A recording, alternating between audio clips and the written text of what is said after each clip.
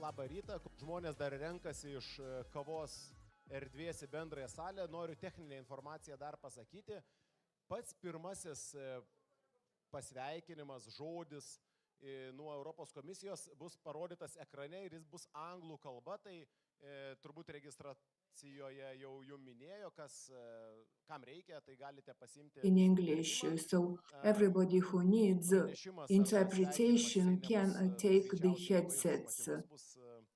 Mandagumo žodžiai, tai tiesiog turėkite tai omeny, tačiau jeigu so bear in mind, interpretation is available. Dar organizatoriai žiūri, ar nereikia papildomų kėdžių, ar neliks stojimų Do we vietų, need bet dar čia any yra additional kelios chairs? laisvos vietos.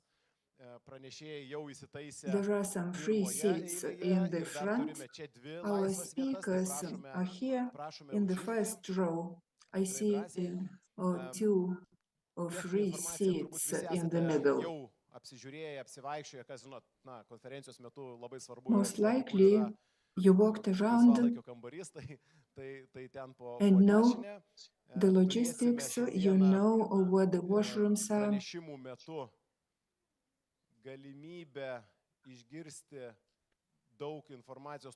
We'll have an opportunity to hear loads of new information, but in case it's not possible to address the question right away, you'll have such opportunity during coffee breaks.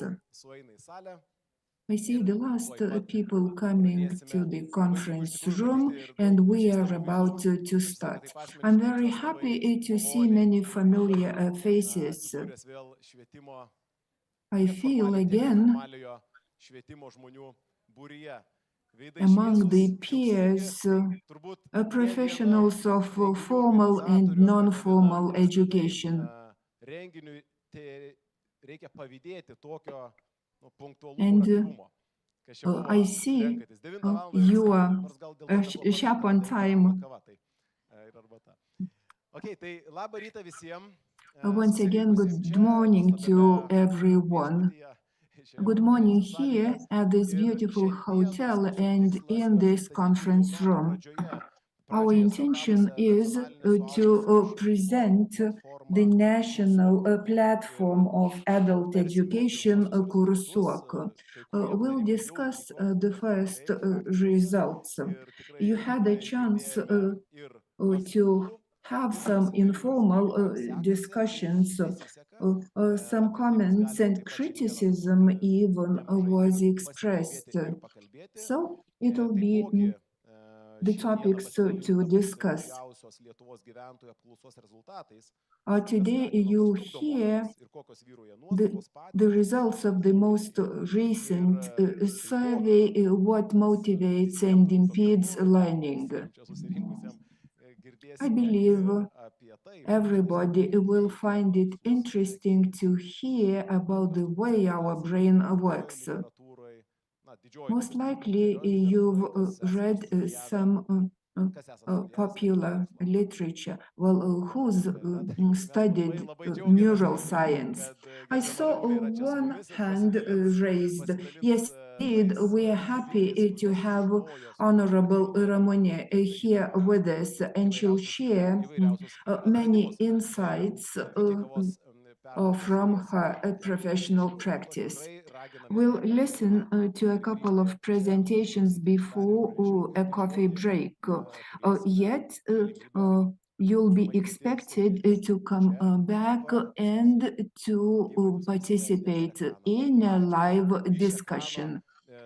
Now, for the very beginning, I'd like to give the floor to Ms. Uliana Ivanova, Commissioner responsible for innovation, research, culture, education, and youth. She'll deliver her video greeting. Ponios ir ponai, education platform, KURSUOK, which offers many opportunities to gain and strengthen professional skills and competences. The platform empowers people to adapt to a changing world and provides reliable and trusted opportunities for training. KURSUOK targeted courses can be life-changing for people who need to upskill and reskill. These courses pool expertise from education and training institutions and social partners, meeting specific labor market needs and skills shortages. 2 years ago, we have launched the initiative of individual learning accounts, which grants individuals full ownership of their training entitlements as they can decide when and how to spend them. About half of EU member states are now developing measures to introduce individual learning accounts supported by EU funds. And KURSUOK is an excellent example of these initiatives. It is a major step making learning opportunities available to adults in Lithuania. By providing information and guidance accessible, you are investing in the most important asset, our people. I encourage everyone to take advantage of these opportunities in Lithuania. Register, learn, and put what you learn to work. Congratulations again, and good luck. Dėkui labai Ilijanai Ivanovai. Reikia tikėtis, kad šiek tiek Many thanks to Ilyana Ivanova. I hope she could hear the applause. And now I'd like to give the floor for the welcoming word and for some insights to the Minister of Social Education and Labor, as well as Acting Minister of Education and Sport, Ms. Novika Navickienė. Good morning. I'm so happy to be here and welcome you. I appreciate the opportunity to speak about the meaning of the project. I will use two descriptions, namely trust and quality. I believe it's one more step and one more opportunity for Lithuania. It's a chance with your hands and your contribution, your input, not to be afraid to accept challenges, learn and get new skills. It's about not being afraid to answer for yourself what you want and how you see yourself in the labor market, which is changing so fast. We see some uncertainty about the green and digital transformation, how to maintain motivation, how to dispel stereotypes and offer avenues for senior people who are not sure if their skills are still relevant. There are chances to reskill and upskill. For me, the platform KURSUOK is about higher self-esteem and trust. It's about greater employer engagement in terms of what skills are necessary for the Lithuanian labor market, not only today, but up to 2030.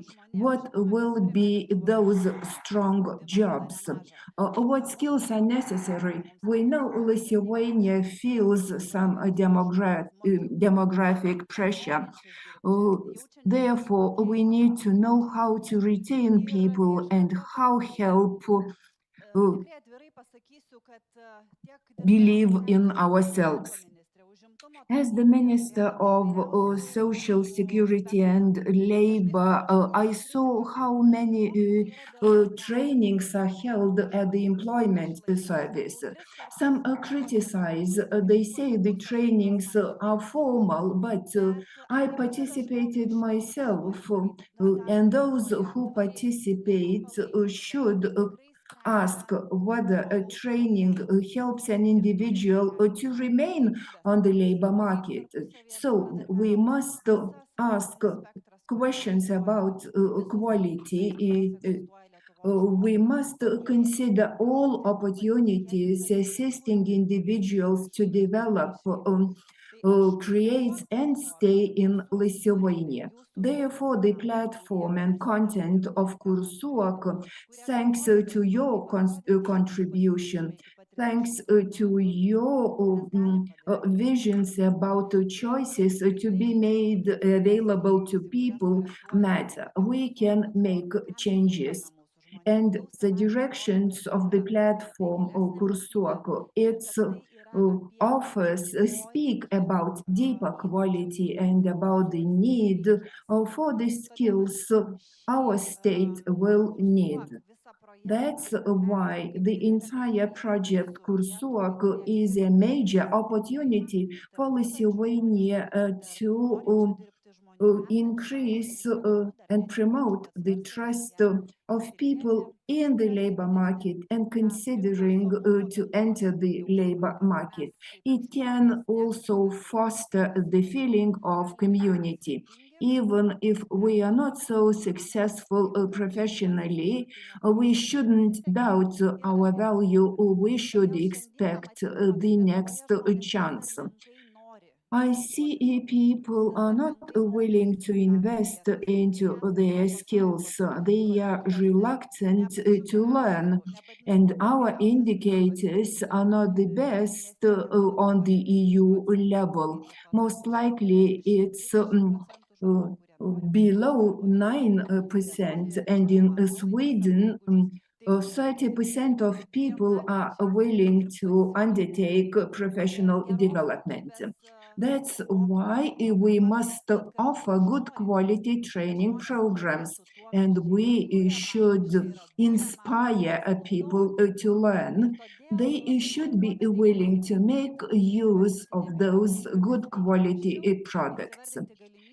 We need to speak, we need to tell about the opportunities available. In such a way, more people and communities will be involved.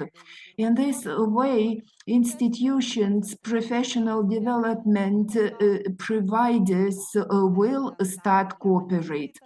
It will create some common ground to address the issue.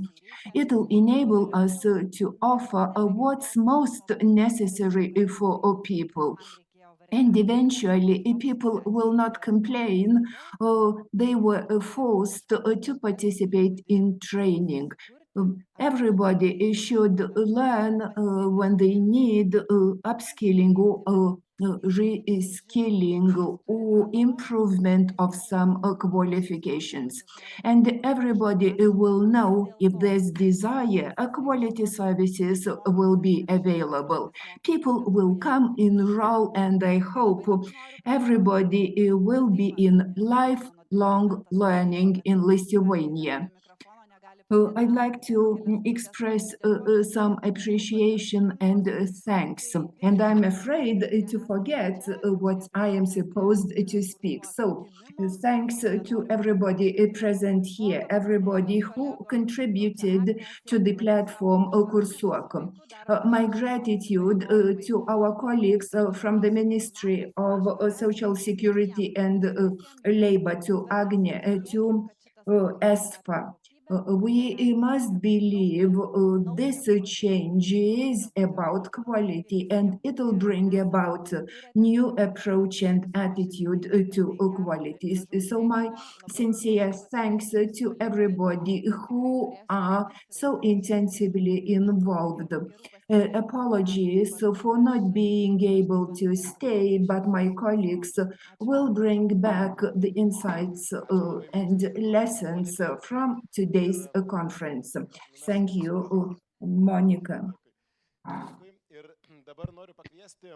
Thank you. And now it's my pleasure to give the floor to the following speaker, meaning to share the insights about the platform itself. And the floor is given to Thomas Putis, who is the engine, so to say, of a KURSUOK platform. And here I'm handing you the mic, and again, you will be shown the time. Well, I just checked the two buttons. Yes. Welcome, everyone, and it's good to see you here. And I hope I will not be very boring. And well, this is a bit of a joke, and I hope that yes, it's not the new platform we have launched. It's not just to tick something, because we are not sort of in Lithuania, we're not ravens or whatever. We are human beings. Now, I want to talk about the new platform, but allow me to give some background information. Which problems do we have to solve? And of course, we have to learn from mistakes, and there have been mistakes. And I hope that if we're joining our efforts, we'll actually be able to talk about success story, not only in 2013, but much earlier. Why have we started this platform, meaning the individual learning accounts platform? Just because we saw quite a few challenges in adult education area. Why? Because there was no single national portal with a one-stop shop to connect adults wanting to learn with training providers. Non-formal adult education services did not have a common quality assurance procedure. So, and yes, and okay, people could find some information online, but still, people were confused, meaning I am now talking about another statement here, because how could they know that really they dealt with some common quality assurance procedure? So this was another challenge. And right now we are talking about quality platform, about validation, and about all selection procedures, etc. Now, another challenge that we have to deal with was the fact that the development of adults' competencies has been carried out in a fragmented way through projects, measures of different implemented by different ministries. There was lack of interministerial coordination, and so that there was a gap to be bridged. Yet another challenge we had to overcome was that there were no links to education at registers, which would collect information on adult non-formal learning and certificates of completion. And because certification is important.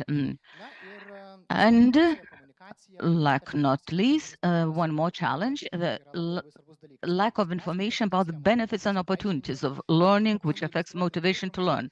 Now, this is a difficult, I think, scheme to explain, but it illustrates once again what I was talking about. So we have to look into the whole platform and understand this common vision. So we have to, meaning to embrace many areas. Now, so what is the scope, potential scope of funding, let's say, when we talk about KURSUOK platform, and what are the potential or expected outcomes of participation till 2030? So, and it's the funding also from the regional fund, European Regional Fund, and we see 16 million euros, and also ESF funding for learning, about 50 million euros. And we actually planned the funding per person, and so that during the funding period, the competences could be developed up to embracing about up to 130,000 persons. And a person could actually make use of the ILA basket during the period of 5 years.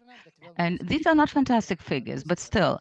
And a person could use about up to 500 euros to improve the competencies, reskill and upskill, etc. The minister has already said some words about that, but we are quite sure that quite a significant number of persons will feel this opportunity because it's based on enabling framework for self-development. So what are the legal acts or legislative framework regulating the functioning of KURSUOK platform? It's the Decree 819, on the approval of the list of priority areas of state-funded programs and priority groups of persons participating in the ILA system for non-formal adult education and continuing learning facilities of ministries and the means of non-formal adult education continuing learning administered by them. Also, we have the procedure of quality assurance. And now, if we talk that now the pension age or retirement age is 70 plus, we have a lot of work to accomplish. Now, and yes, description of quality assurance procedures, description of procedures for administration and financing.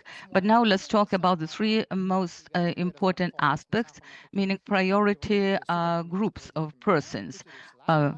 First of all, these are working in people, those who are employed under an employment contract or a legal relationship equivalent to employment, or who are self-employed. And if they have sort of dropped out somehow from this from the system, so we also provide them opportunities to come back into the system. And so this is priority age as of today. Also educated to degree, having a post-secondary diploma or high university education, high education qualifications, or citizens of Lithuania and other countries with a residence permit in the Republic of Lithuania. What are the priority areas and share of funding for learning programs as declared by KURSUOK platform? So it's in line with Council of Europe recommendation on key competences for lifelong learning, which is digital competence, about 50%, and 50%, yes. And this is the priority, developing of digital competences. And I think these could be some basic courses, or also training of cybersecurity. And why not? What else is important? We also have information in order to match the priority of digital competencies. We have 225 digital development sort of programs. So this is again, and of course there are other priorities as mathematical competence, multilingual, entrepreneurship, etc. Now, what are the general requirements for learning programs and their implementation? Now, we have to talk about minimum 54 academic hours of contact teaching, so this is a minimum duration of a learning program, not including self-directed work. This is very important, and also a minimum of 70% of the contract work in the program shall be devoted to practical learning. Another important thing is practical, just work, and the learning program may be delivered by contact distance or blended learning, and the learning program must be designed for a maximum of 30 learners per group. And it's important actually to engage all the service providers. And as I said, it's very important what we offer a wide range of learning activities. And why not, as I said, blended learning? It's just that you have to decide which mode is best for you. Now, a couple of words about quality assurance and how do we apply quality assurance provisions. We have to talk about three main areas or just blocks. All the programs that we have, they are evaluated, and it depends which system they come from. Now, let's say if you have some license, if it comes from a higher educational institution, or so accredited and licensed providers deliver programs without additional external evaluation. Public vocational training institutions, higher education institutions, other providers' programs are subject to peer review, assessing the relevance, coherence of the content, the experience of the institution and lecturers in the field. And it's also we have to talk. So this is the evaluation of programs when application submitted. Now program, so registered right now we have 954 applications, 462 are positively evaluated, and it's important to state. Well, I will show some other figures in other slides, but this is the content, let's say, which could be activated, and meaning after the first cycles, maybe part of the content that has been rejected because not meaning the quality of the content. Like we cannot say that in all the just application, all the programs, the content was satisfactory. That's why it has been rejected. But we cannot be judgmental. We started at the beginning only of January, and now it's the end of May. So we still have to gain impetus. Now let's look at the table in yellow. And we're talking here about program evaluation after the learning process. And the participant assesses the relevance of the training to expectations, the presentation of the topics, etc. And here we're talking that the persons who have completed the training programs have assessed it as very good, and the medium of assessment is 4.5 out of the score of 5.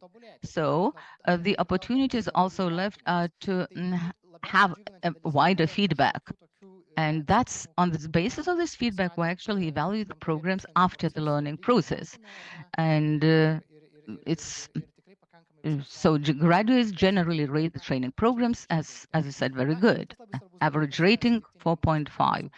And last not least, it's the randomized program evaluation and or complaints-based program evaluation. And we think it's very important to manage the whole system. And this part, let's say the monitoring has to be still strengthened of the program, because we see negative examples as well. So at least 10% of the program shall be evaluated by random sampling, by spot checks, etc. And the number of monitors carried out in 20, meaning we have to evaluate different learning programs run by KURSUOK platform. So 61 different training groups were just monitored. And here, let's look at the slide and the numbers presented here, and why are we being successful. 4 blocks you see, which illustrate how we're doing as of today. And so as of today, we have 48 active training service providers which have been registered, and we have submitted the programs, but not all of them are active with their programs. We also have 164 active training programs, and which are about to be launched, and also as of today we have almost 4,000 persons who have registered to these trainings, and 3,300 persons have completed the trainings. And let's look at the budgeting line, and we see that we have already used 65% of the budget allocated for this year. It's more than 3.5 million. Now let's go further on. 22 programs covering 22 different educational areas. So these programs have been already publicly announced, starting with IT, finances, insurance, management, education, health, personal development. Starting with the launch of a KURSUOK platform, we had 6,500 persons who have been registered, and more than 5,000 persons have already signed learning contracts, and we have almost 1,143 learning groups, and 255 have been publicly made available, and out of them 227 learning programs are being launched. So helpline also, that's a very important thing, helpline of KURSUOK and the website. So if the persons need some extra information, they can also always use or to call helpline. And we have answered 3,500 calls already, and the average duration of a call is 3 minutes 18 seconds. And so here you see the helpline which you can call, and it doesn't matter whether you are, let's say, a customer, a student, a customer, a provider, but you can come up with many questions and expect them to be answered. And as you see, it's quite active, this helpline. Just imagine 3,500 calls. So it means that there were both short calls probably and maybe longer calls, depends. And a record day, we had a quiz yesterday. Just guess, which day was it? Actually, it was the day after the day that our KURSUOK platform was launched. And during that day, that was on the 24th of January, that we received 200 calls. And that shows the interest and the topicality of our platform. Also, our consultants, they answer the clients' queries via email just messages, more than 2,230. And also we have lots of visitors and visiting our website. And starting with the just start of this year, it's more than 22,000. And now, what are the priorities of the KURSUOK platform? Meaning, what's the choice? Let's say 23 programs in different fields of education, from IT, finance, banking, insurance, or management, to education, beauty, or health. Yes, so these are the programs, and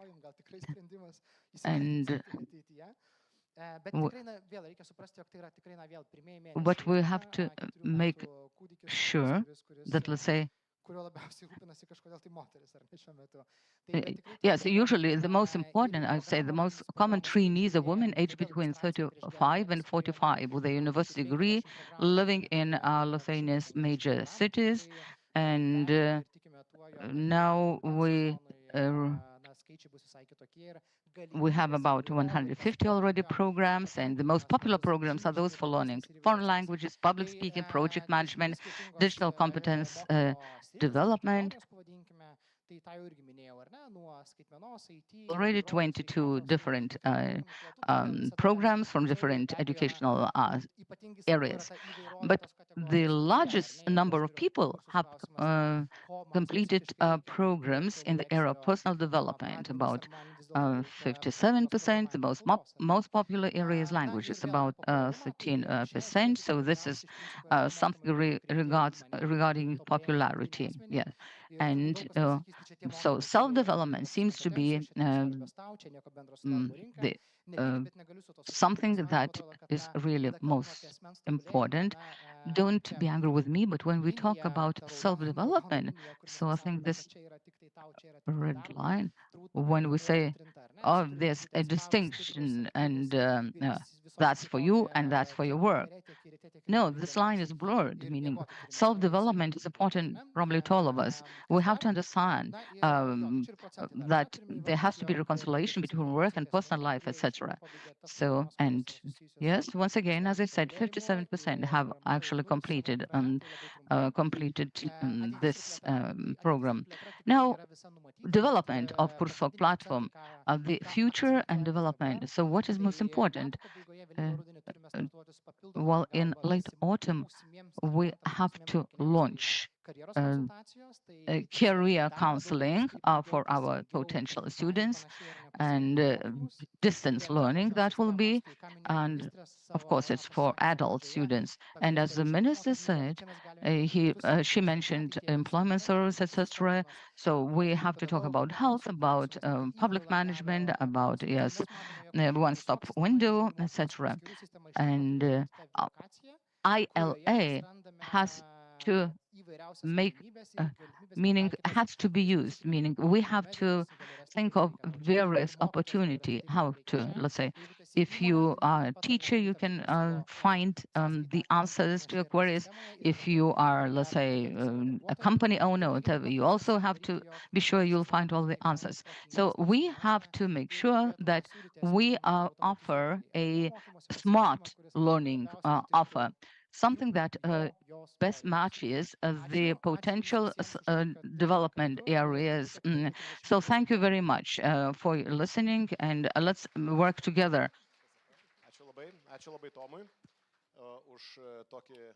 Thank you, Thomas.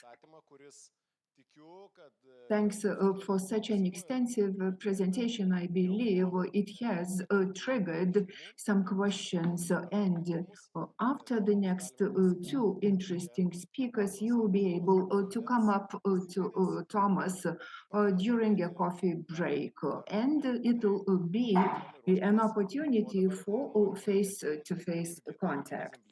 Now I'd like to give the floor to Jurgita Zemblytė, to the head of Monitoring and Analysis Division of the Employment Service. And the subject is, are Lithuanians a learning nation? Hello to everybody. First of all, let me thank the organizers for taking the interest in the survey carried out by the Employment Service. That's how I was invited to speak. Why is the Employment Service interested in learning? We've been hearing the words skilling and reskilling for a couple of years, and the EU has declared this year as the year of skills. We are actively involved, and one of such activities is the project KURSUOK. Now let's have a look at the clients we meet daily. These are job seekers, and we also work with employed people. And our intention was to carry out a survey. We surveyed around 1,300 respondents. Their profile is characteristic of Lithuania. What are the survey results? Some are very positive. The approach and view in general is positive. 75% of respondents look at training and learning positively. We asked what they learned and how often they learn. The replies were not so optimistic. Only 35% engaged in some learning or considered it was necessary. Only 1/2 of the persons who learned did it once only in 5 years. So, what are the students like? The results were not surprising, as noted by the previous speaker. The learners are mostly young people, Vilniusites, who have a higher education and get a good income. Senior people, people who don't have high qualifications, unskilled workers, as well as unemployed, are not so eager to study. What are the learning goals? It was the question addressed to our respondents. Among the answers, two directions dominate. The first is psychological or internal motivation. It's about our attitude, about the fact respondents enjoy learning. The other part of respondents learn because of the future opportunities to be promoted and earn more. We see difference in genders and age groups. Women most often learn because of their interest, and men because desire to earn more. Young people think about career opportunities, and senior people don't treat it as so important. What are priorities in terms of learning? Most often, people would like or consider learning information technologies, accounting and finances, foreign languages, and business development and opening up. This slide shows gender differences. Men mostly focus on IT and women on foreign languages. Why are these results relevant to us? They show we must make more effort in order to make our courses more appealing, for example, in IT or financing. Why people do not come to study? Some people are willing and they keep learning. They participate in a wide range of courses, including StartUok.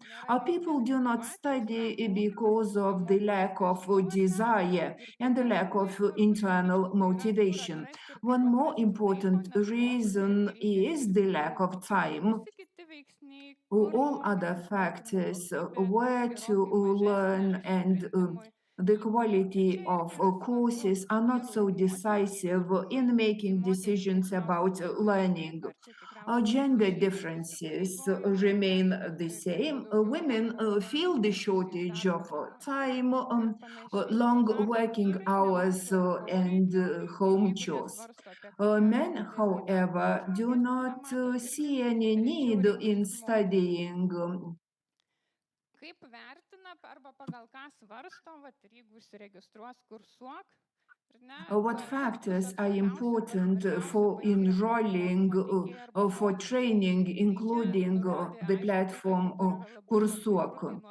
You see the factors which are considered important in general. First of all, ability to study online or remotely. It's also important to get a certificate. It's not only about learning, but being able to prove to employers that such a course has been completed. Another important factor is recommendations by friends and acquaintances. The possibility to study on the job from home, a certificate, as well as the word of mouth. yra šiek tiek, bet ne tokie ženklūs skirtumai tarp lyčių. Here we also see some minor differences between genders and ages. Younger people are more keen to learn remotely, and older ones rely more on recommendations. We found some other interesting insights. For example, how people learn about find out about learning opportunities available. We don't have still a one-stop shop for all information. Mostly people look for information online. People who are unemployed also look up on the website of the employment service. Some findings were delighting.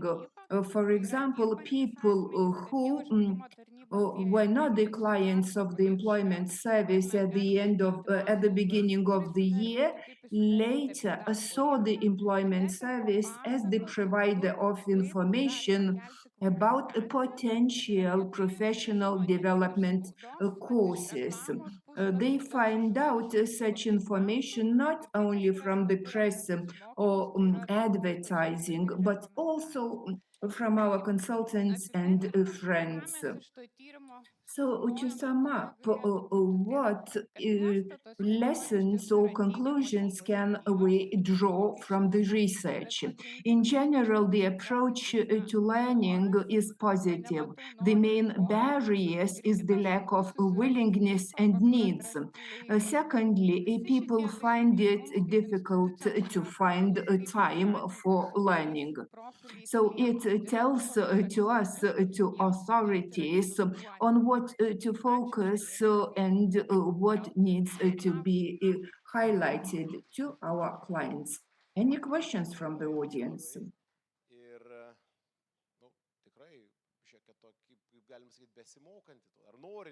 Yes, we can say our nation is a learning one, but how to learn? Now I'd like to give the floor to Dr. Ramunė Griškienė from the Life Sciences Center of Vilnius University.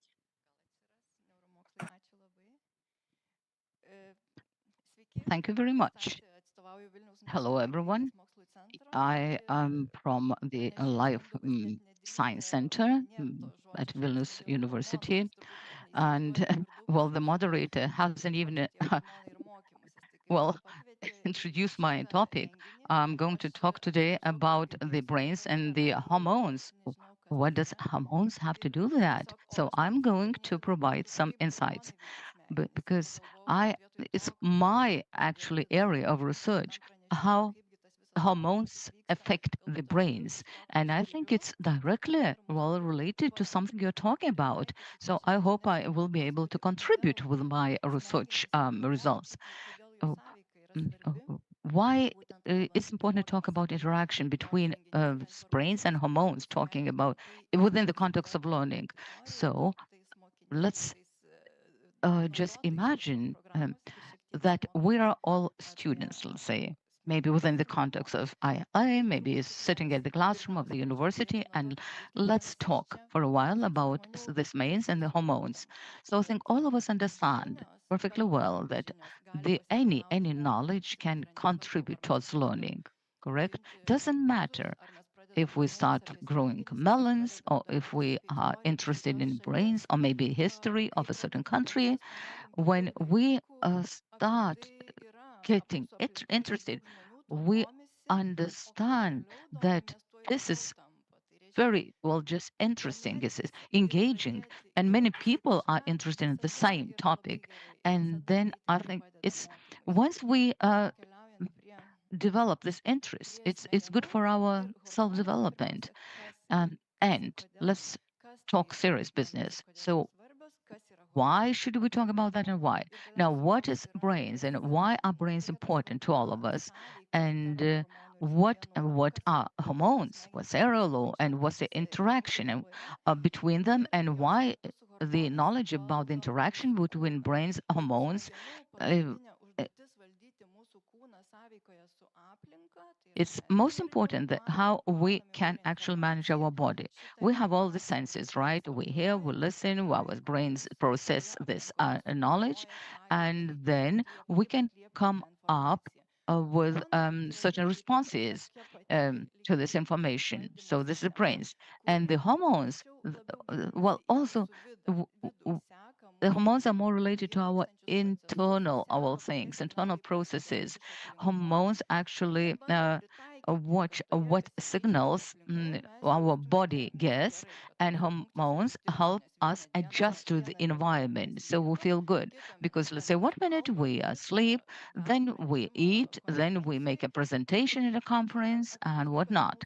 And it's natural that the needs of our body are different and the responses are different. So therefore adjustment is of vital importance.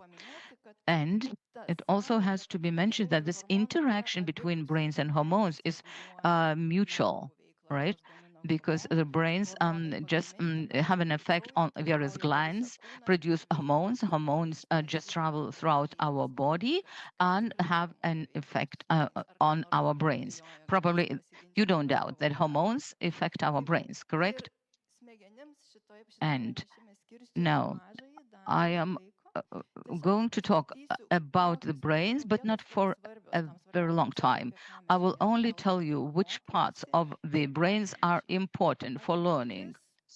So, memory, it's not only my opinion, I think it's the most important cognitive process which characterizes us as human beings. Suppose all our memories are deleted and we're not sure who we are any longer. We cannot orient in the environment and we cannot exist without memory.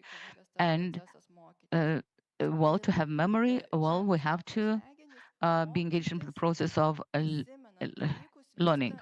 So we see that when we learn, we remember the processes in time. First, we get the information in various ways, and then this information spreads along the cortex, frontal cortex, and that's how we learn. Another a very important stage is to um, save this information so we don't forget it. So it's not just momentous thing, meaning I learn something and I forget. And this is another very important structure is hippocampus. Yeah, very important. Let's remember that.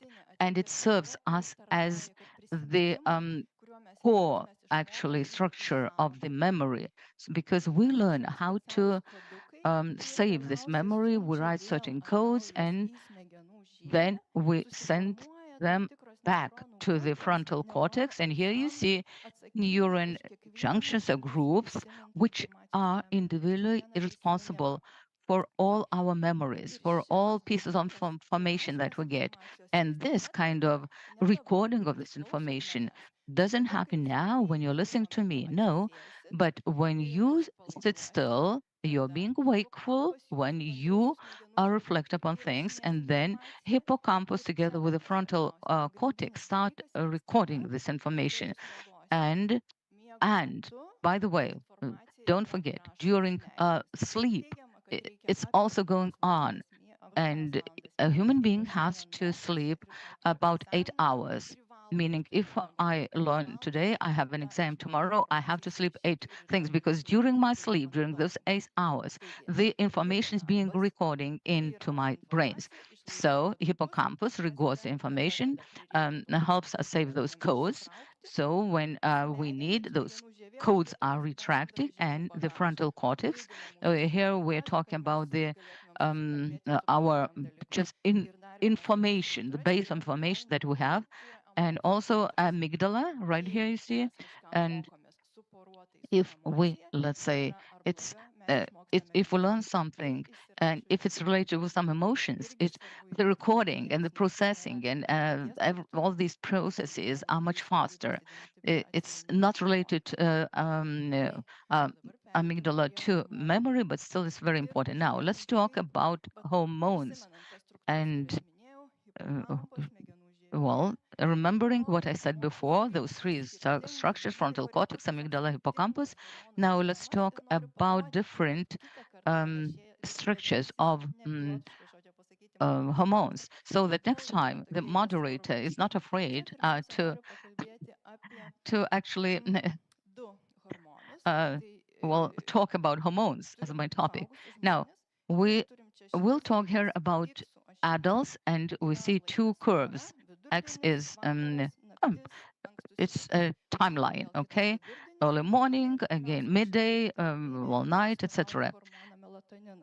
And the blue curve represents the melatonin, sleep hormone, which is produced by pineal gland.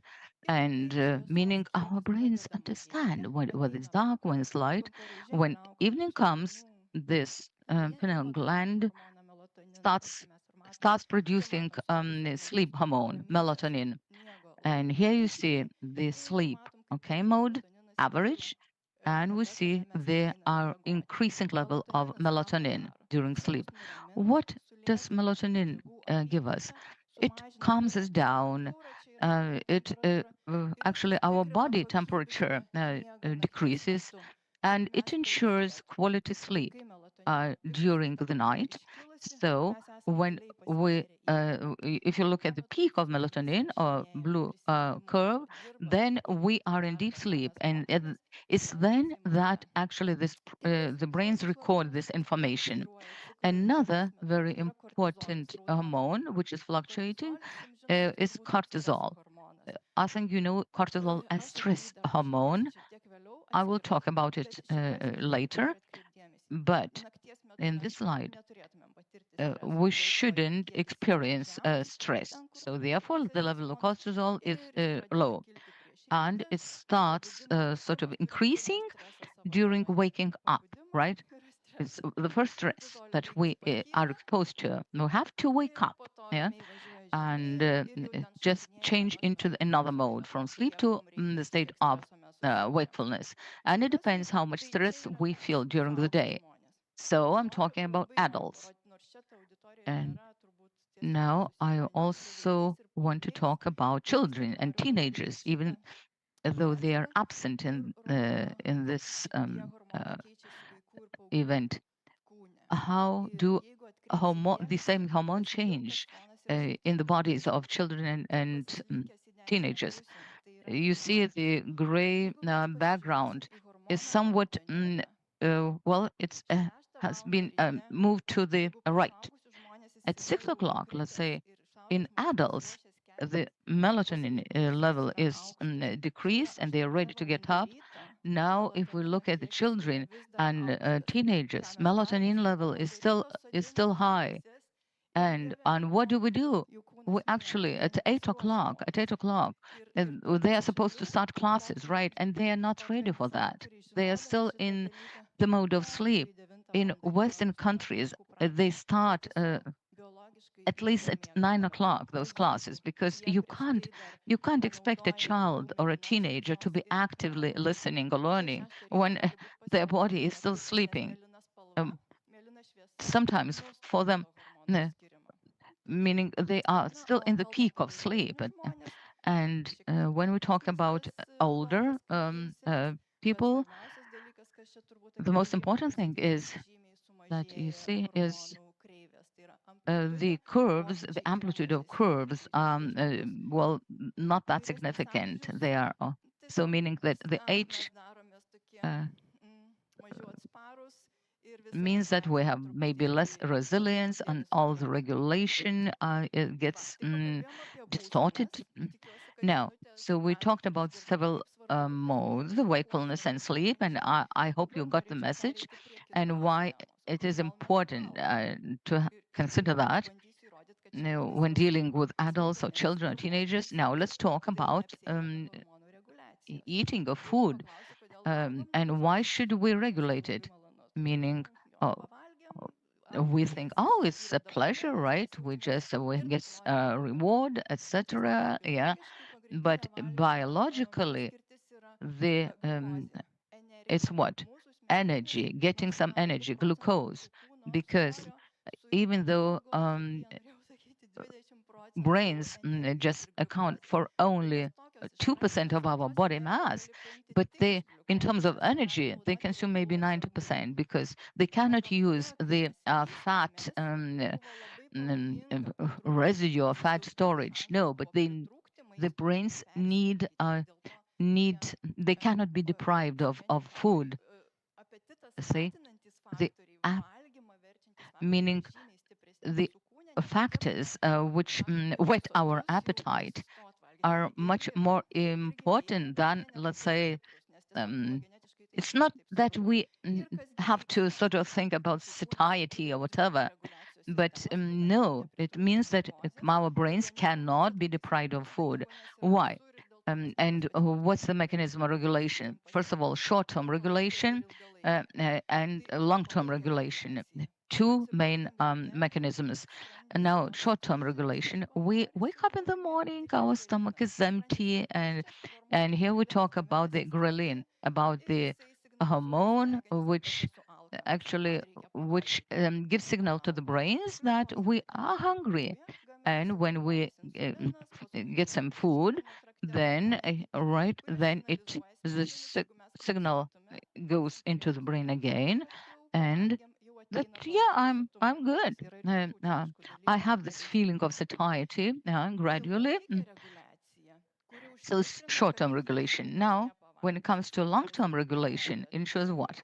That if I wake up in the morning and if I have no time for whatever the reason, I have no breakfast, now I have some storage of fat in my body. And we have to talk about the hormone leptin now, which regulates the feeling of being hungry or being satiated with just food. And if then we at night we don't eat, it's okay. But let's say, but what happens if we decide to cut down on the storage of fat? And of course, the level of leptin goes down, and this brains react. Something is wrong, and then all the mechanisms for storing and saving energy are switched on, and then what? And then the brains are shocked, and we feel just hungry. It's you should never allow this level of leptin to go down drastically, and because it's again related to the process of learning. This frontal cortex is the most active user of energy, meaning that there are many processes going on in the brains. Simpler processes use less energy, but when we need to take a decision, then we need a lot of energy or glucose. And what more thing is, which is very important, is related to stress. I'm not going to talk about stress for long. We experience stress.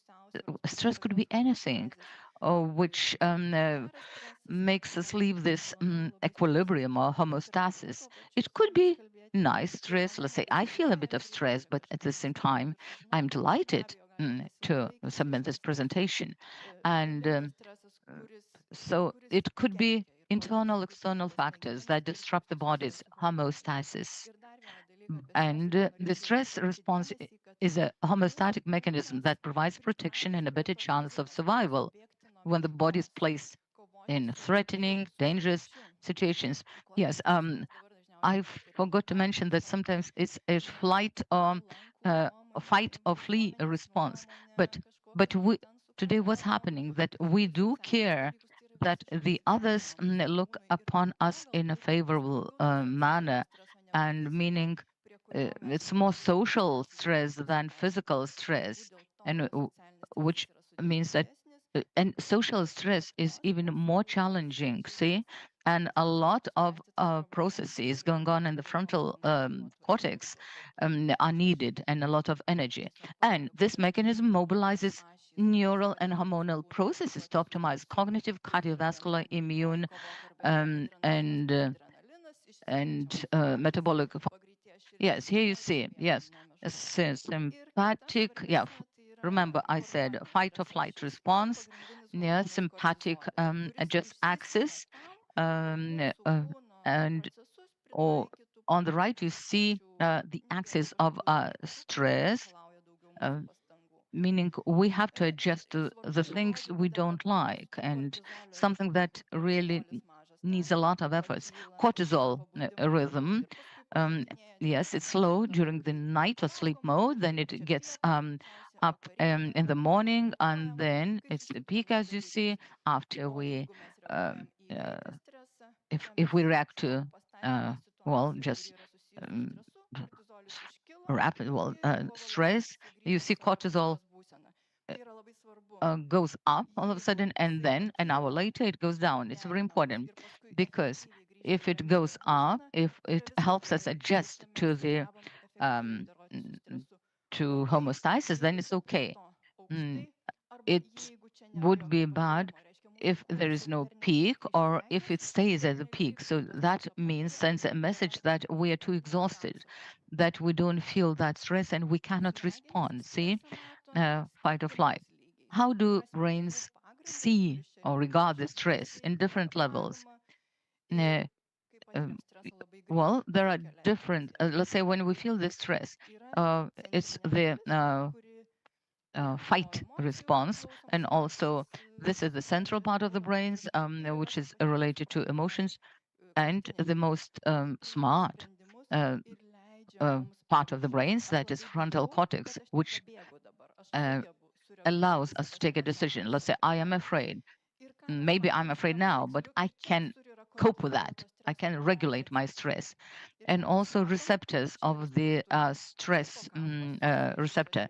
Here you see a hippocampus related to memory, frontal cortex, which stores all our emotions, and also emotional sphere. So again, the same areas of the brain which are very important to the process of learning and to cortisol. Now, how is it functioning?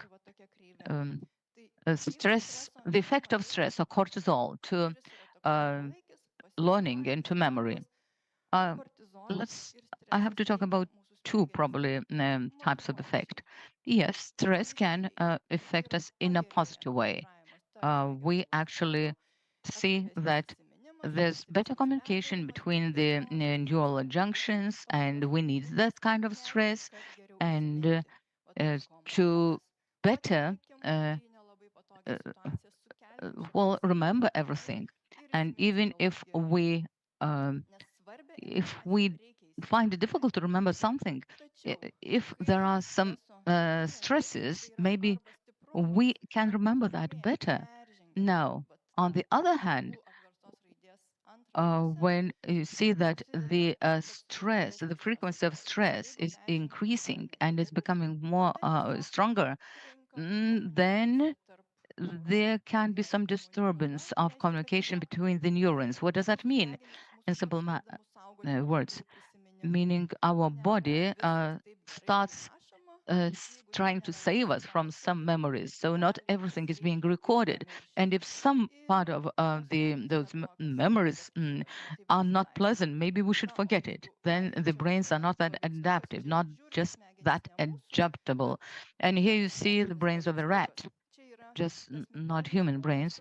Amygdala, which is responsible for emotions, and when a neuron just branch, and the needles. So meaning the more needles you see, the more communication, as you see.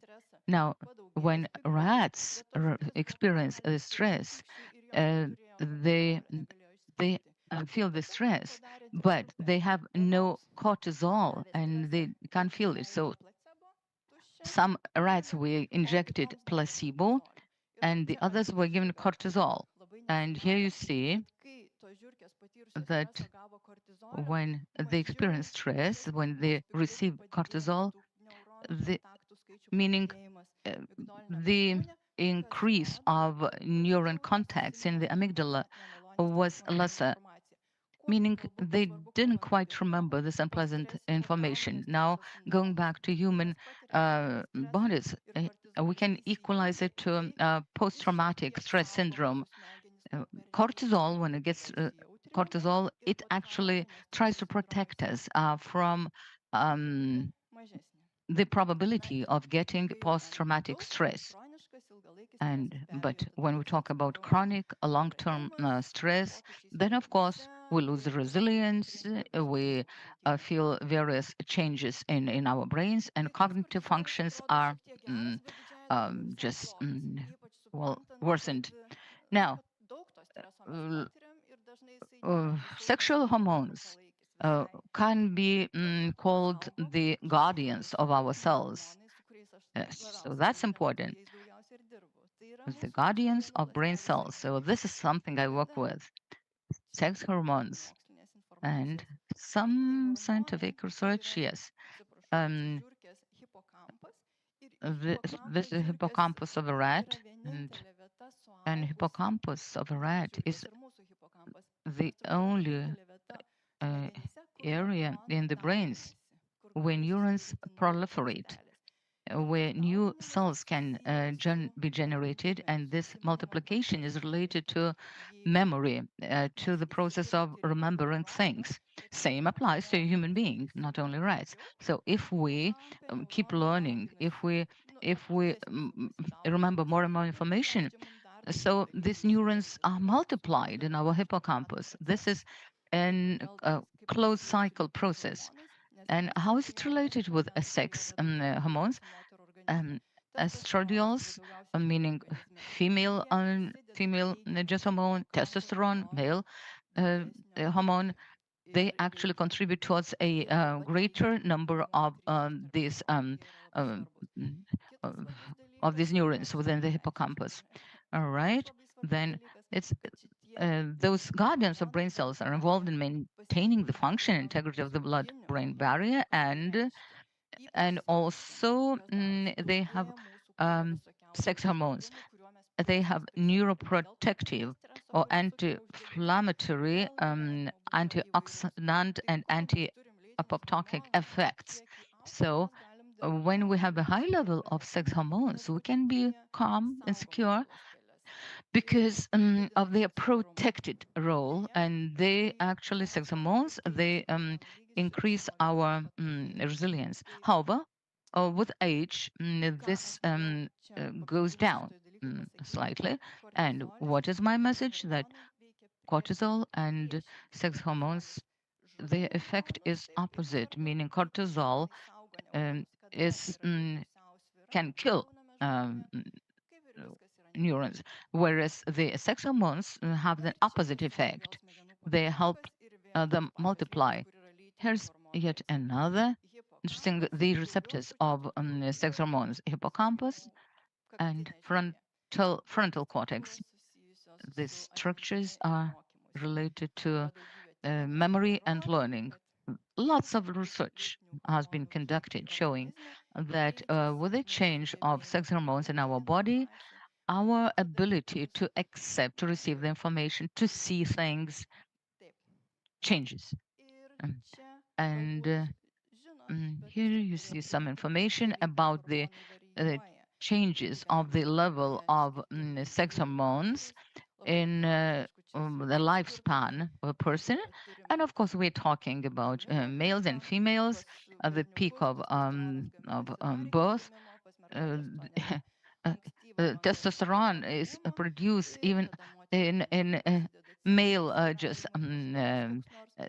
babies, even before their birth. The girls don't have it, and then around during menopause, around 50 or something, let's say in males, testosterone starts going down, and it's it is reflected in various disturbances in attention and other disturbances, and and with males, it's about 25-30 years of age that testosterone reaches the peak. And now you see at the age of 80, in some of them is really still 80%, and we should be happy, really, if this level of testosterone is that high, because it's helps a person function adequately.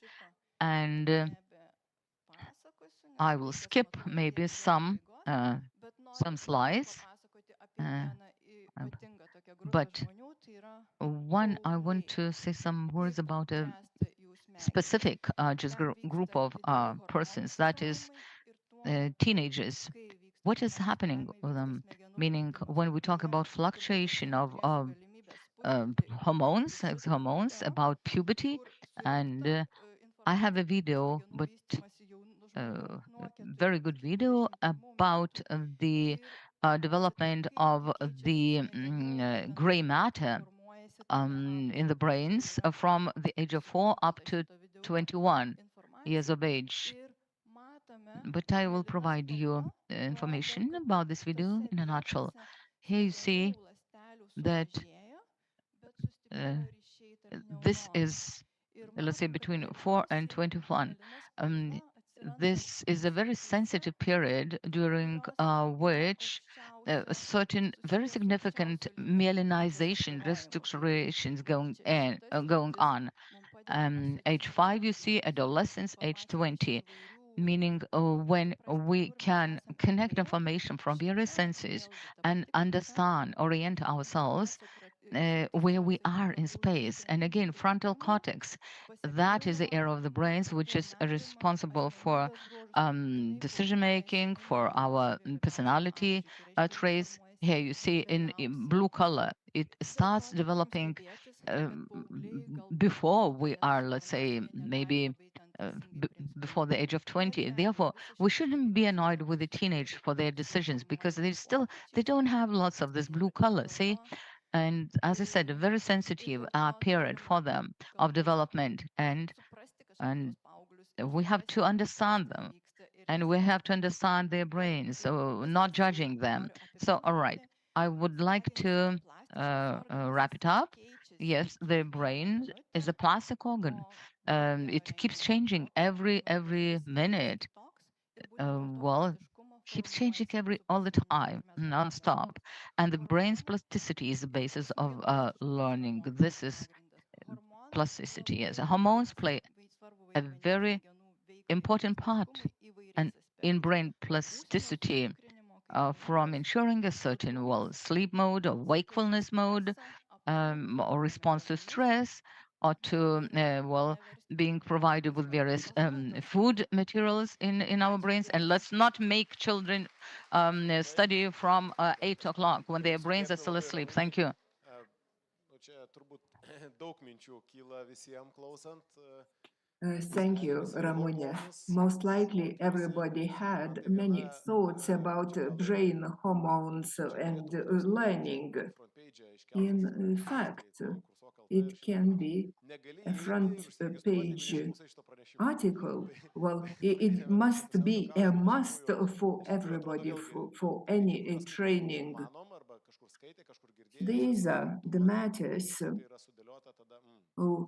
we are supposed to know, but when you hear a presentation in such a well-structured manner, it all becomes clearer. Now I propose for us to communicate. Don't be stressed. There's enough of coffee and tea. We need some food for our brains. So let's have a coffee break and let's come back 20 minutes after 11. You'll have an opportunity to listen to two more interesting presentations, and we'll have a discussion. And one more, some other information.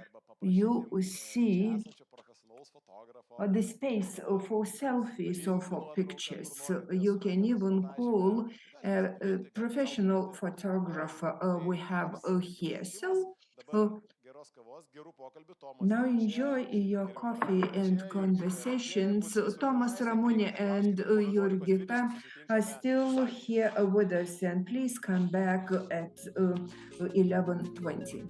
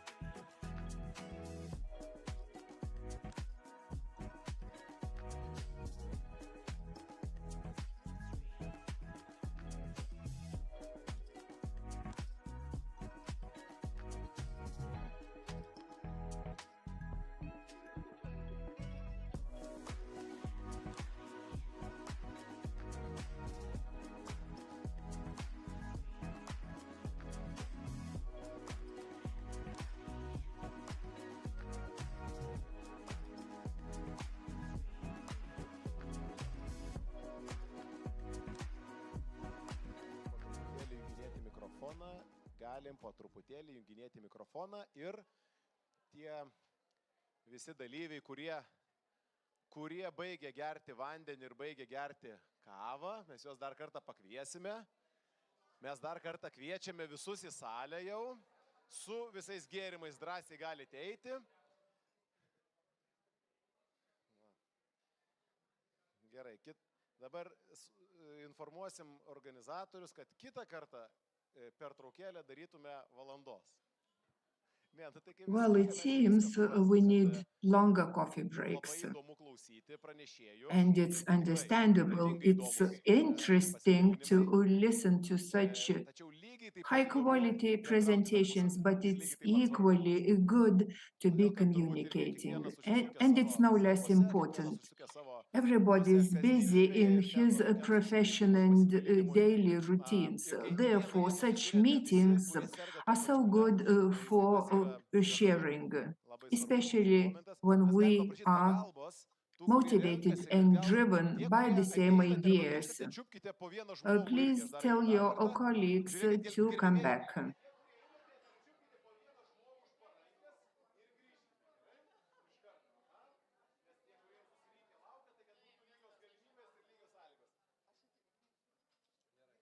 Dabar kaip yra madinga rašyti darbo pasiūlymuose lygių galimybių darbdavys, tai mes esame lygių galimybių organizatoriai ir visiems norim sakyti, ir tiem, kurie sėdi čia salėje, ir tiem, kurie geria kavą, kad visi lygiai taip pat girdėtų, tačiau yra viena bėdelė. It's about equal opportunities to participate at the conference and to enjoy your informal conversations.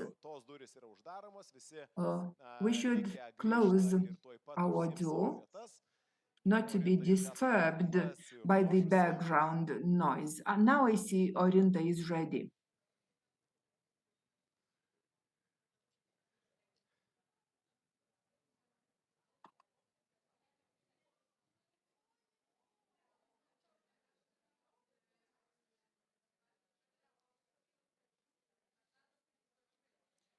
Ir galinę frakciją mes taip pat išsodinsim. Mielos damos ir gerbimi ponai, prašom užimti vietas. Ir kaip mokykloje sakydavo, gal norėtumėt pasidalinti ir su mumis, o ne kai tarpusavy. You are welcome to come back and take your seats and let's start sharing. Mes dabar jau paprašysime sutelkti dėmesį. Now I'd like to ask you to focus on the screen. Kairiau ekrano tai jau yra į tuos žmonės, kurie pasirengę. And let's give the floor to the speaker who's ready already to share her experience. And I'm going to pass over the microphone to Orinta Žvirzdinė. She's a partner of Franklin Covey, and she's a leadership coach and mentor.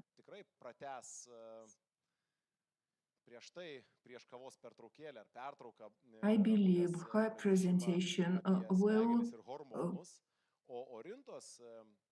echo with the insights of the previous speakers. She'll tell us how to be mindful in learning in order to achieve personal goals better. Hello to everybody. Now I am supposed to juggle holding the microphone in one hand and the remote controller in the other. I'd like to invite you to listen about mindful learning and how to use it for better life. Future forecasters say people are going to change professions many times, 5 or 6 times. Our lifespan is increasing, and when reading such forecasts, I just question it. I am in my third profession. I was a teacher of mathematics for 5 years. Later, I found myself in business, where I spent 20 years, and the last profession was a banking institution at Swedbank. Now I'm teaching again, and my focus is adult teaching. I'm sharing my experience with business leaders. It's a merger of my previous experience, and I still have new questions to answer, how to make the learning for adults interesting. So today I'll tell you what I teach and what mindful learning means. I can start from statistics because it is insightful. The World Economic Forum has a forecast up to 2023. I've picked 5 skills which will be most necessary for the future. We see creative, analytical thinking, technological literacy, how fast will be to adapt, resilience and flexibility, as told by the previous neural scholar. It's about our ability to be resilient, skills and capacity to adapt to changes. But we also see curiosity and lifelong learning as a skill. Therefore, I can say lifelong learning tells how I can grow like a person. Therefore, we should speak not only about technical skills, but about personal skills and mindful life.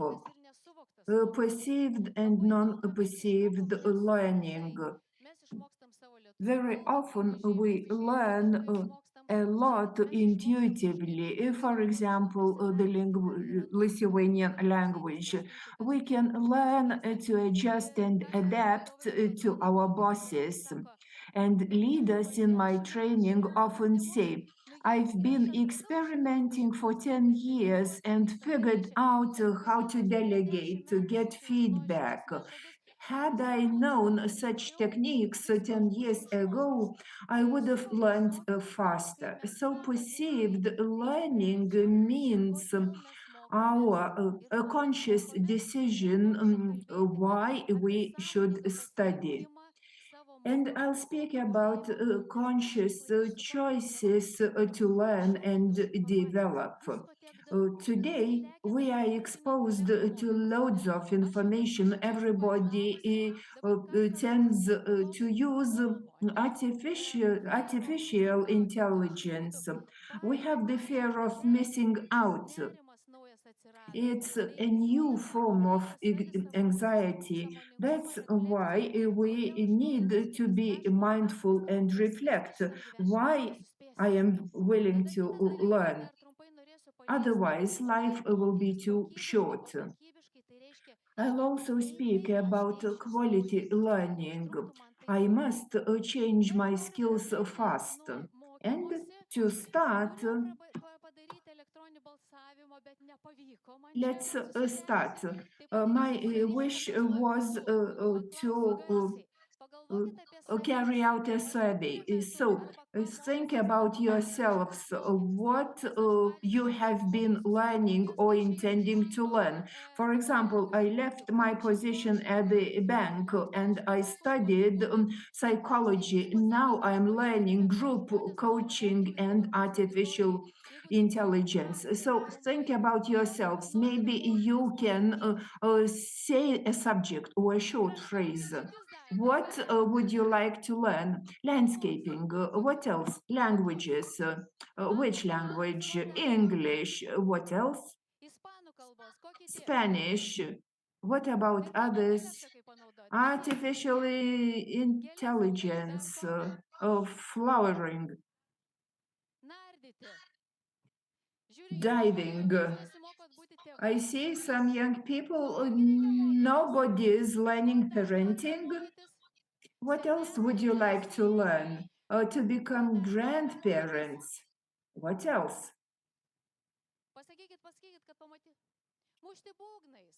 Voice it, drumming, graphic design. What else? Somebody at the back of the room?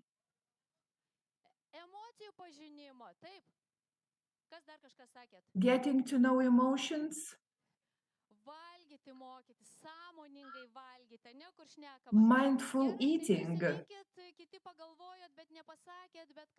Maybe not everybody voiced your desires, but we see learning desires are different. I'd like to present a model explaining why sometimes we are successful in learning and sometimes we fail.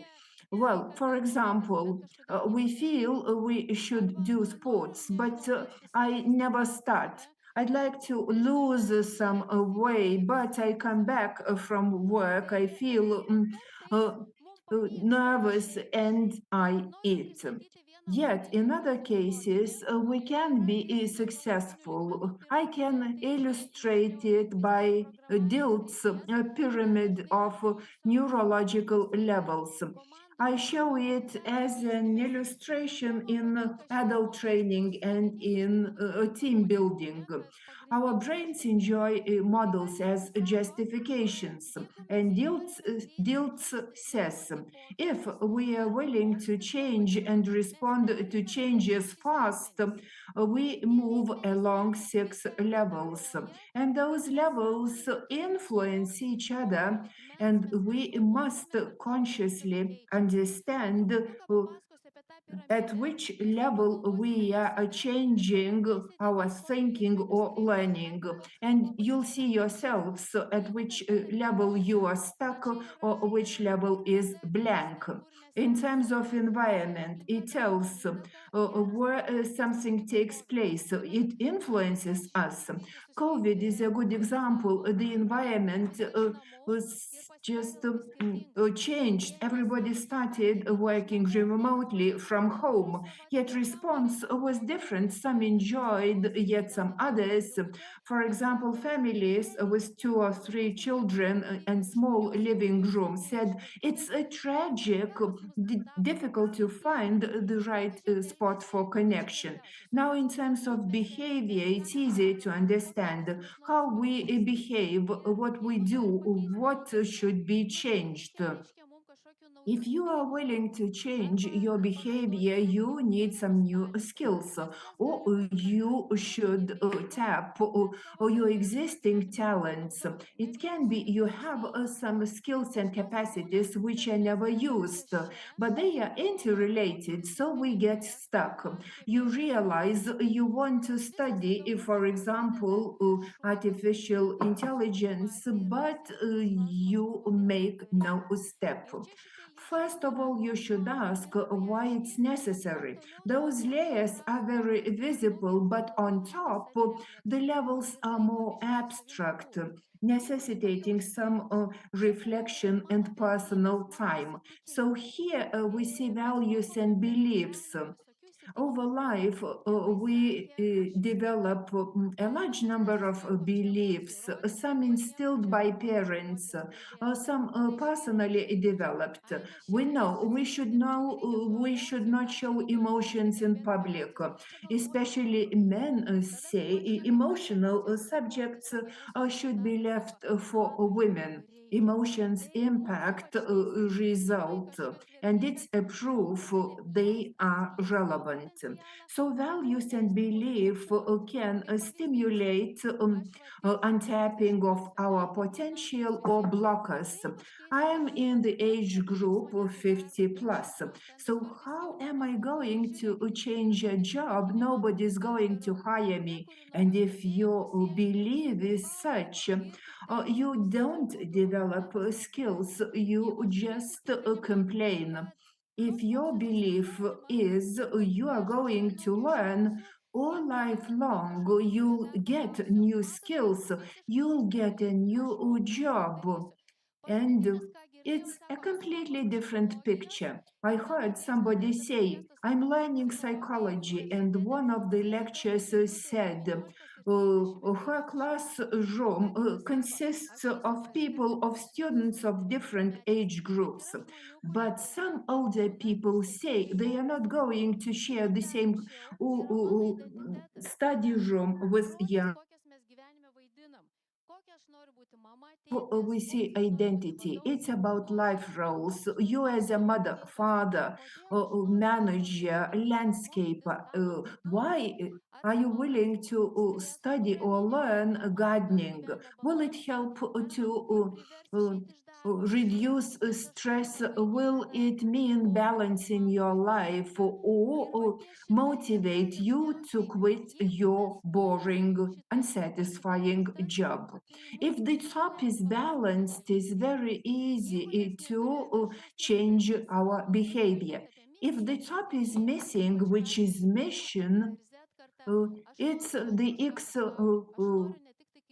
and Z generation. I'm not only willing to take, I'd like to make a change on climate change or some other global matters. If those three top levels work, I can come to answers relating to my conduct and abilities. But we find ourselves in a vicious circus. With the coming of AI, everybody's keen to study, but it takes a lot of time. And I asked myself what I'm going to get from artificial intellect. How can I change my professional or occupational experience? Will it change my personal life? No. My answer to myself was I don't need to learn artificial intelligence. And it's not for me to get knowledge of chat GPT and so on. Another speaker is going to speak about personal beliefs. So I will focus about professional or employment beliefs. Managers often say they need to learn how to delegate. They should answer the question what that's going to give. If I delegate all tasks, what I am going to do. Another manager says, how can I delegate? It'll look as if I am moving my burden on my employees. So it's a kind of fragile ceiling which prevents us from delegating. Or try to look at it from a different perspective. Maybe you'll have more free time. You'll be able to be a better manager and strategize. Some might see a prospect of balancing personal life, leaving job at time and engage in hobbies. It all motivates a person why tasks should be delegated. And the mission of any manager is to grow other people and help in their personal careers as leaders. At times we get stuck in different fields. The issues relevant in my family, my mother, who's 80 years old, was in a traffic accident, many fractures. That's what she looks like in a month. She can stand up and move herself. Her grandson visited her, and the grandma said, I'm going to live. I'd like to see your wedding and see your children. But in some cases, people who are 40-year-olds say they should retire, despite of the 50 years of life ahead. So keep asking yourselves why. And now, can you discuss with the person sitting next to you? Remember what you were willing to learn and ask each other why. How is it going to improve your career and life? For 2 or 3 minutes, talk to the person next to you. Why is he or she willing to learn?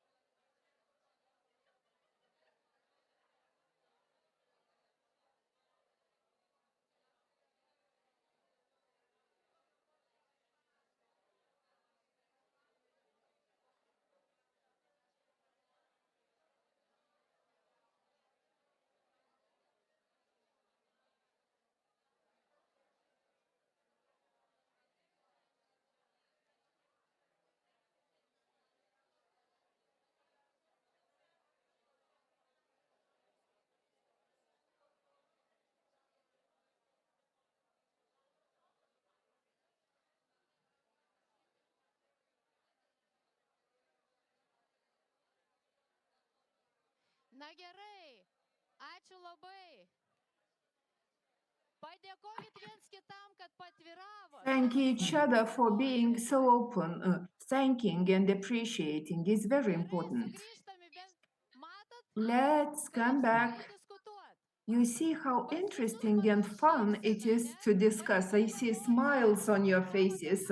The level of emotions is up, and your body language shows you moved to higher levels. Unfortunately, we have no time to discuss your insights and your sharing, but now you'll know what to ask your friends or your employees. I still have a couple of minutes and I'd like to discuss one more model, the model we are using for learning and how to learn fast. Dalis pyramid. It depicts how adults learn, and we see in percentage what we get. Difference between active learning and passive learning. Passive is webinars, reading, audio, books, and so on. Maximum 10 or 20% is the gain in terms of knowledge from passive learning. And if I asked how much from such learning you apply, percentages would be even lower. We spend a lot of time in this field of information, so don't waste yourself listening to some webinars or some other sources. Better focus on the relevant learning topics, on the relevant teachers. Don't go with the flow. Don't follow blindly recommendations on social media. Don't believe your colleagues who say some learning is trendy. The bottom of the pyramid is about adult learning. It's us experiencing, reflecting, discussing after projects. It's about realizing how much you grew in such exercises. Young people, for example, make decisions about learning and voice it loudly to their friends. Later, they discuss the benefits of such learning, what impact it had for her or his learning. So discussion and reflection is important. Mindful learning is also relevant. If you know what you need, start doing. Self-reflection is helpful. If you need private and professional life balance, as some say, I leave my work and reflect for 15 minutes on what was meaningful, what tasks were delegated, what not. Self reflection is the highest form of mindfulness because it allows see the result. And three wishes for the end. In training, please encourage other people to make conscious choices. It's not about public funding or a grant of 500. It's not about bosses imposing learning. Answer yourself what it'll deliver to you, how it'll change your life or career plans. Choose and analyze learning methods. We cannot learn everything. You'll get tired and you must enjoy life and be happy. That's it from me. Thank you for listening and for discussing. Dėkui labai, Orintai. Iš to atrodo, kad grįšim prie Sokratinio metodo ir eisim į Thank you, Orinta. I think, yes, we'll have to remember the Socrates method when it comes to learning. And of course, lifelong learning is so important. But right now, it's my pleasure to give the floor to Lina Dirmute, psychotherapist, writer, and she's going to provide her insights about the importance of lifelong learning and about the stereotypes, which I am not sure, which have to be probably eliminated. Welcome, everyone. I am Dirmute. I am a psychotherapist, used to be psychologist, and yes, I am very interested in adult learning, and but right now it's been more than 10 years that I have been working in the area of psychotherapy, and my presentation will be based on my experience as a psychotherapist and also certain stereotypes from a point of view of a psychotherapist. What does it mean, learning, to learn? Learning is about letting new knowledge integrate into our daily life and also change our daily life, something we heard about already. Because if our learning doesn't change anything, then from again psychotherapeutic point of view, it cannot be regarded as learning. From pedagogic psychology, also it's something other than learning. At the beginning of the 20th century, Martin Heidegger said, well, actually, he complained in his book about thinking. What he said was, nowadays, man is learning only to show interest or interesse, as Orinta said. Man no longer knows how to fully become involved, to fall in love with what he's interested in. So this showing interest or interesse mm, um, that is not successful learning. Just being interested, not going deeper. I'm going to talk, focus more on learning rather than showing interest in something. Why should we be involved in this lifelong learning? Once again, I will talk from a psychotherapeutic point of view. Why? Because learning is good for our mental health, and it's very beneficial for our mental health.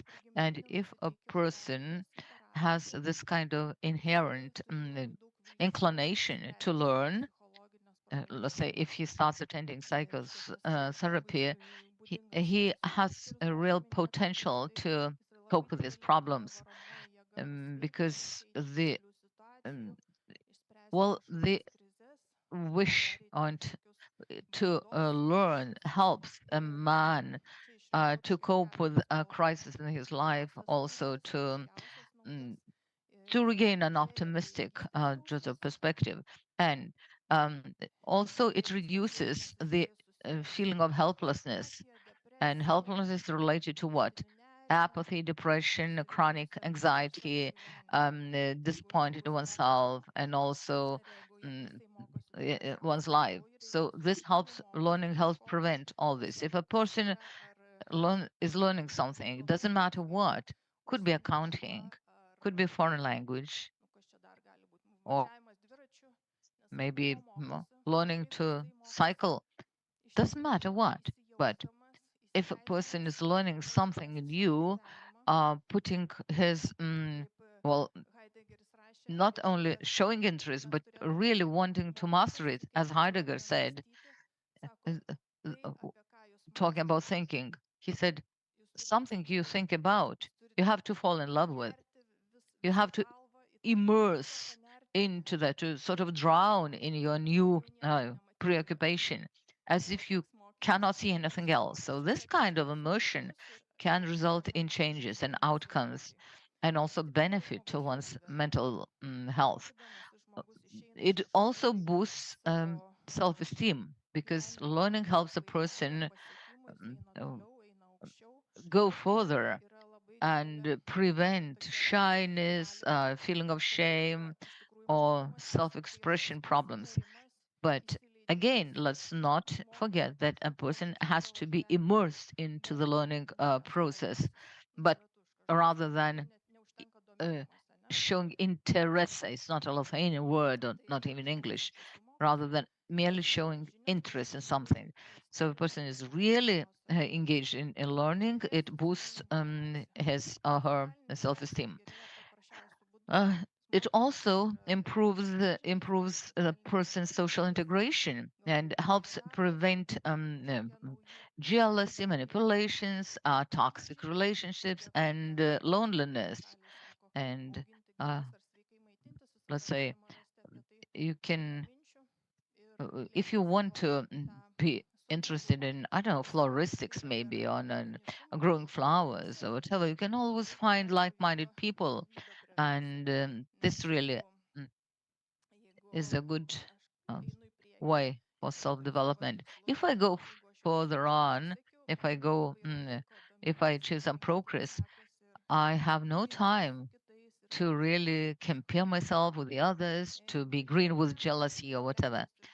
Then um, it also deepens and broadens a person's world outlook. This is very important in psychotherapy. Let's say when a person goes through a certain crisis, maybe bereavement, or a situation when he or she feels stuck or at a dead end, um, some new knowledge, doesn't matter, knowledge of psychology, theology, or psychos, maybe therapy, helps a lot, because this knowledge can open the horizon in a way, and a person can understand that this is a window to go further on, and he can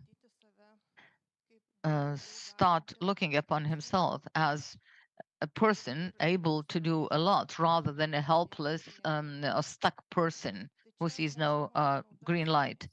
So this, I was talking about the benefit of learning to mental health. Now, well, how does learning benefit our spiritual health? I would say that learning is a perfect cure or prevention of hubris, or our cockiness or vanity, because learning provides us with a unique opportunity to step into the shoes of a pupil, of a student who knows nothing, and also to see the limits of one's abilities, And when we sort of see the child in ourselves, we can really handle this feeling of superiority compared to the others, and also stabilize one's limits of abilities. Learning can also prevent gloominess or gloom. It's when we live in what we understand bleak world, meaning it's similar to depression, because nothing can be changed. I'm stuck. So meaning that learning brings novelties into our lives, and every innovation, every novelty opens a door or a window to us. And this kind of bleakness or gloomliness change the color. Instead of being gray, it turns, I don't know, bluish, whitish, or whatever. So it opens new perspectives. And I, well, my client, while she was going through bereavement, her spouse died, and she is about 60, no perspectives in life. That's the end of the world, just waiting for one's death. And but she took one step. She actually found a psychotherapist, and psychotherapy helps understand ourselves. But during psychotherapy, she all of a sudden, this woman had a thought. She thought it would be nice if she started dancing tango, and this wish, meaning tango wish, slowly but surely will started to be implemented. He found a group of tango dances, and she started learning it, and this became a driving force. And this tango allowed her to go back into life rather than wait for death. So once again, I want to repeat, doesn't matter what a person is learning. The most important thing is that he or she is learning, and there is a wish to learn, and meaning that he or she is immersed in learning and not floating on the surface of interest. And of course, it prevents laziness. It's probably crystal clear. When a person, is too lazy to take care of his welfare, meaning just a couch potato, and he also doesn't care about self-development. Person doesn't activate his or her will, and doesn't care about the health, personal health, and also he's addicted to something, and because it takes some effort to give some addiction up, and whether it's smoking or drinking or whatever. So laziness is a perfect cure, or a very good prevention, meaning learning is very prevents laziness, because then a person learns how to concentrate, how to focus, um, how to be immersed in this subject that he or she has chosen, and also mobilizes conscious activities, also um, brings changes, and makes one move uh, and improve the quality of life. Because then, yes, a person understands that leisure can be a real leisure, and we have to learn how to spend our leisure. At first, maybe it's theoretically, maybe via watching how others spend leisure, but that's again a way of learning.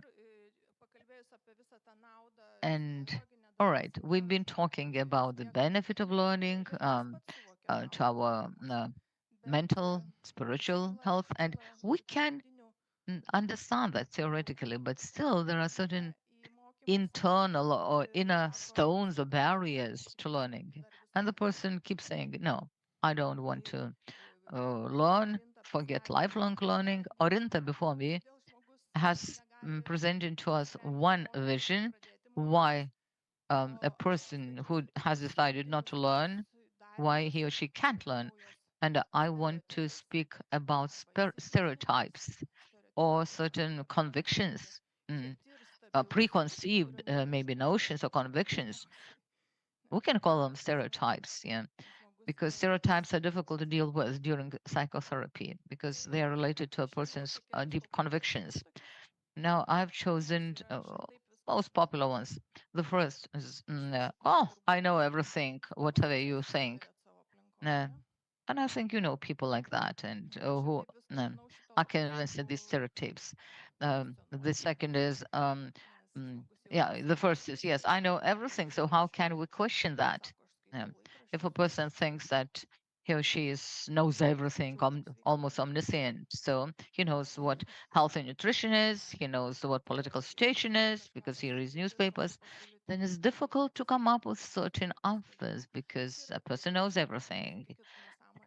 But you agree that this is absolute nonsense because a person can never know everything, and if a person has decided that he or she knows everything, then his self-development or self-growth is jeopardized.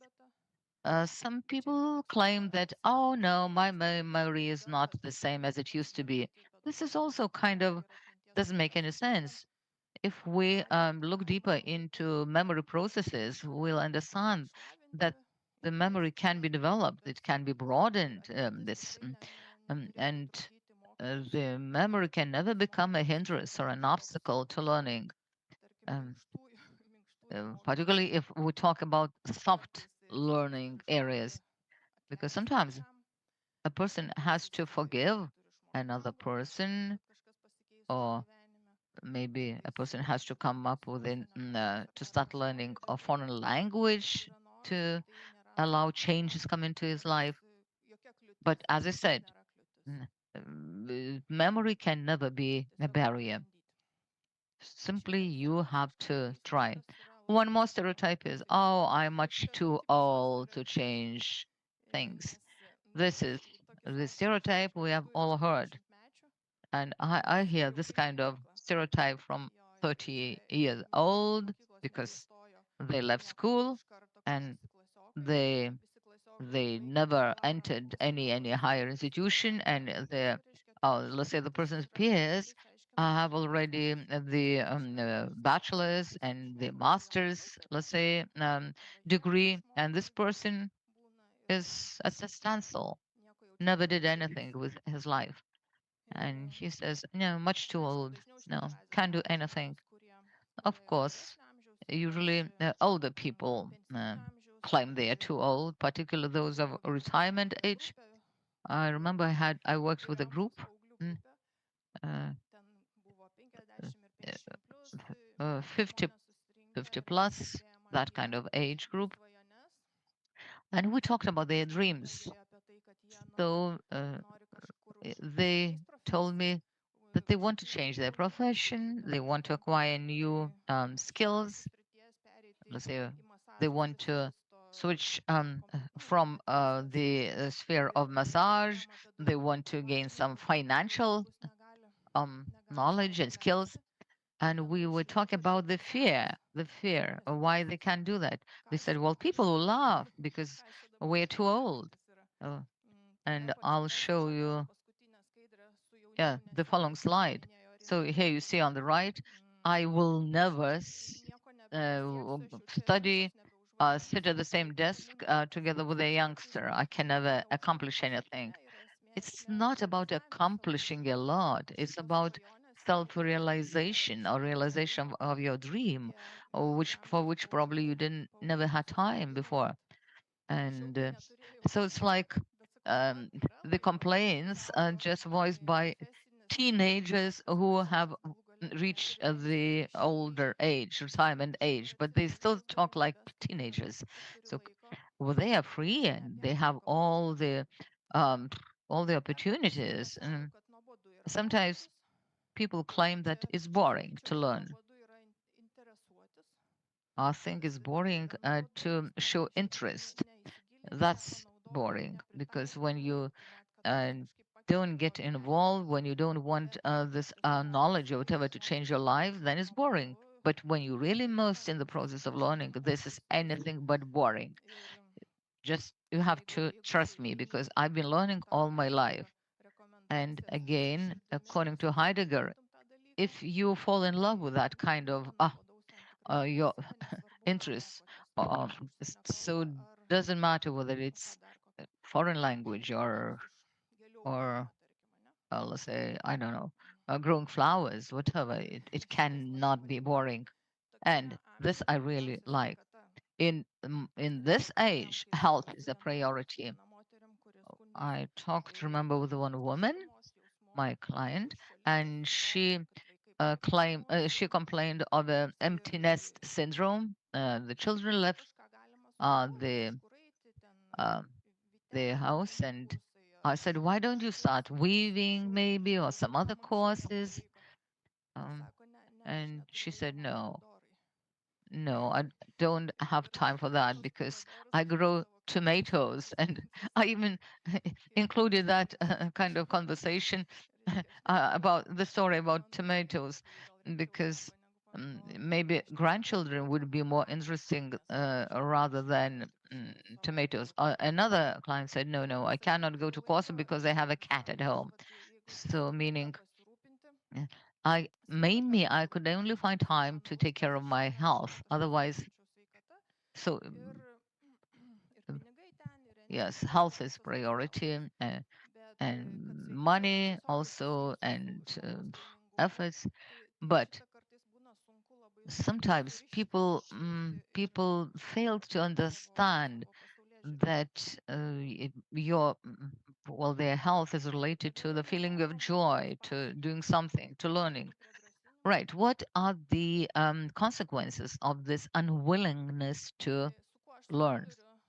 Something I am confronted with in my work is the so-called omniscient person with a very narrow-minded perspective. They are professionals of one specific area, and allegedly they understand all the other areas of life in the same professional manner. That's what they think.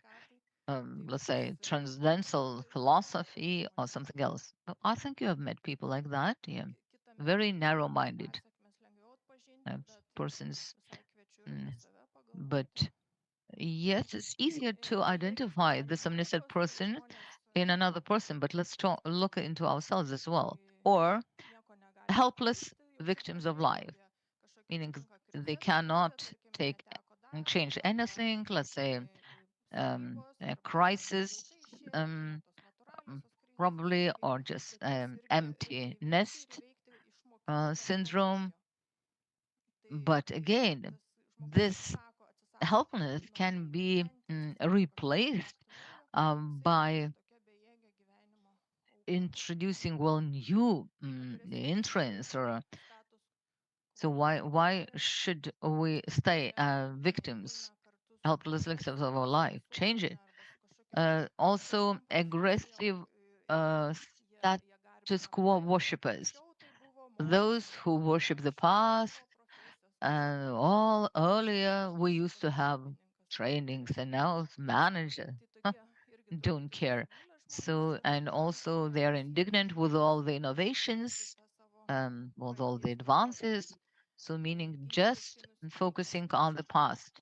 Or last not least, it's also the sages who are defensively with a defensive inclination, meaning uh, they have a very firm opinion on all issues of life, and they say that there's no way out, and let's say my son will never forgive me, and they will never change the opinion, even if there are obvious factors which actually object this opinion. So and these persons are real sages, as I say, yeah.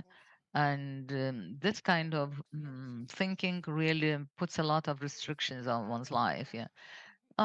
Then another outcome could be the so-called lone wolf.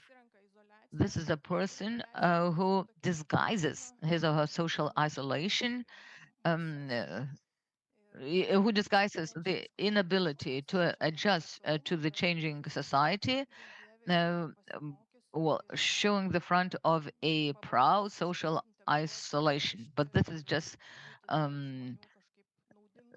well, just pretending. Misunderstood genius. I think you have met people like that. That's a person who doesn't have sort of, who cannot find self-realization, and he thinks he's kind of a genius, but nobody understands that. So eternally misunderstood genius, and such a person, he's drowning in grievance, and nobody can sort of take him out from the so-called cage in which he locks himself, or an angry critic of everything. This is a person who actively watches and judges everyone, particularly those who show courage in taking, well, bold decisions in life, always judgmental. They say, "Huh, she used to be a teacher, now she started talking about healthy nutrition. How dare she?"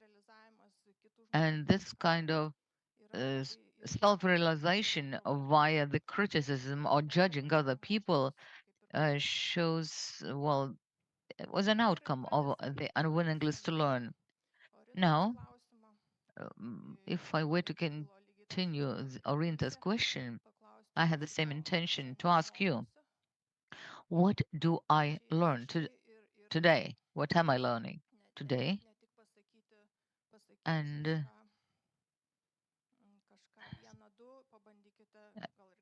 try to, when you come home after this event, make a list of all the things that you're learning today. This is of paramount importance because this means seeing yourself as a self-developing personality, and it helps you identify new inner resources which can help you develop further on. and this kind of list is of learning is really good for your from psychotherapeutic point of view. And here is my list, and it's an answer to Orinda's question. It's on the left, it's what I'm learning today, and on the right, what I plan to learn, um, what I want to learn, because for me personally, it's the main engine going forward, and I see immense value in uh, emotional, spiritual, and all the other values. So thank you very much for your attention. Ačiū labai. Puikiai, Lina, jūs sutaupėte netgi laiko. Lina, you even saved 4 minutes of your time, and we'll be able to add those minutes to our discussion time. Paruošėme auditoriją mūsų diskutantams. Let's prepare the seats for the panelists. Aš tuoj pat ir pakviesiu. Dar netgi su vandeniu. Čia pradėsiu mikrofoną. Tai pirmiausia, noriu pakviesti daktarę. First of all, I'd like to invite Dr. Agne Kudarauskienė, Vice Minister of the Ministry of Education, responsible for adult and vocational education. Dr. Birutė Miškinienė, Director of Vilnius University Business School. Professor Dr. Artūras Sarackis, Professor of Vilnius Tech. Ir dar ne viskas. Žinot, traukiu svečius kaip magas iš šitą triušį iš skrybėlės. And that's not the end of our panelists. Dr. Ramunė Grikšienė, neuroscientist from the Life Science Center of Vilnius University. And Lina Dirmote, psychotherapist and writer. She told us about stereotypes, and you could also see the list of the subjects she's learning and planning to learn.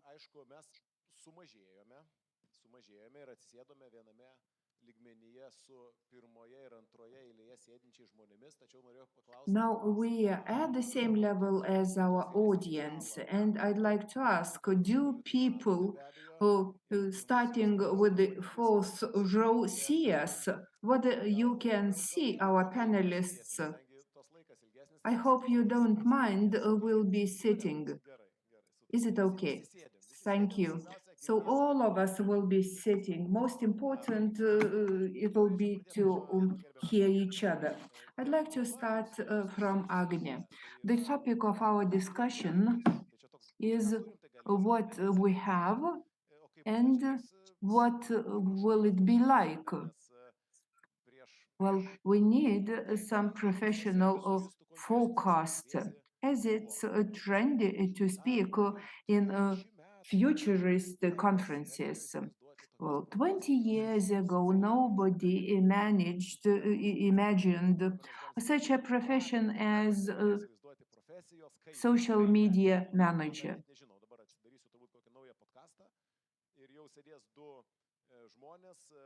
So visions and understandings change.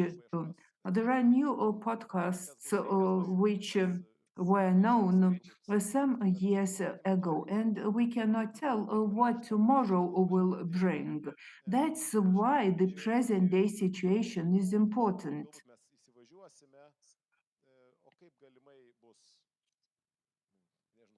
And helpfully, it'll tell us at least a little bit about tomorrow. Hello to everybody. I'd like to thank all the speakers. Yes, I had difficulties balancing personal and professional life, but the content was very interesting. I was taking pictures and later stopped because I focused on listening. The topic learning is very meaningful. While listening and in my daily work, as I am responsible for non-formal adult education, I see a large number of learning opportunities.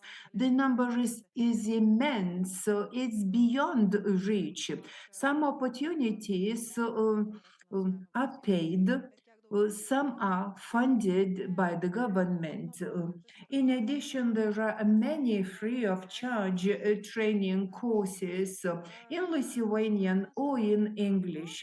And the question is whether we have time and whether learning is a priority. Everybody has the same number of hours a day. Many CEOs of global corporations and we ordinary people should answer ourselves if learning is a priority.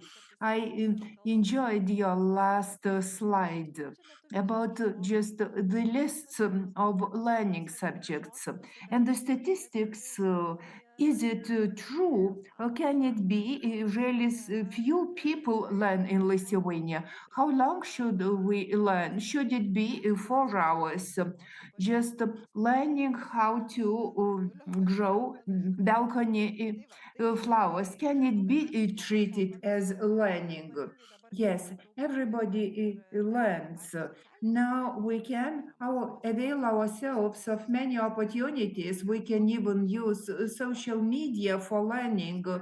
For example, to read interesting articles or to get information about upcoming training events. So information and its availability is very helpful. We listened to the presentation of the representative of the employment service and we heard about a large number of measures and activities for employed and unemployed people, including the platform KURSUOK. People among the audience from the innovation agencies also have many activities. So it's up to our priorities. And to finalize my insights on the first question, I will repeat what's known already.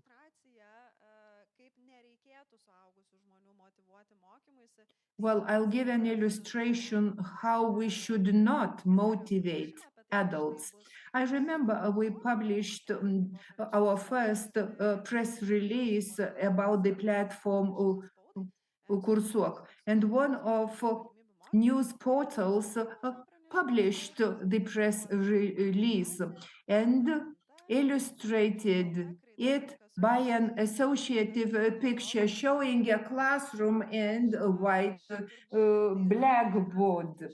Well, if I were an adult and saw the headline, as soon as I opened the article, I would have thought, no, no, no, never training at a classroom. Different training suppliers are available, and flexibility here is most important if we are talking about adult learning. Thank you. So you overviewed the national level. Your comments and statements and messages are clear. There are many training and retraining opportunities. It is delightful to see we have people from two academic institutions from the universities which offer and design the supply of training. You are the leading universities in our country.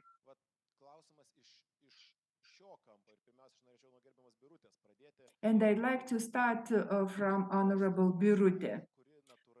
Your business school naturally brings together people who have a certain mentality and certain aptness. It's all coded in the name of your school. It's for people who are not so focused on a professional development. They are interested in ways of doing business. You've been leading the school for a number of years. And now, in terms of changes at the beginning of your career, and now, what can you see looking at your students? Maybe your graduates get employment not only in business. Maybe they also work in public authorities or NGOs. So the school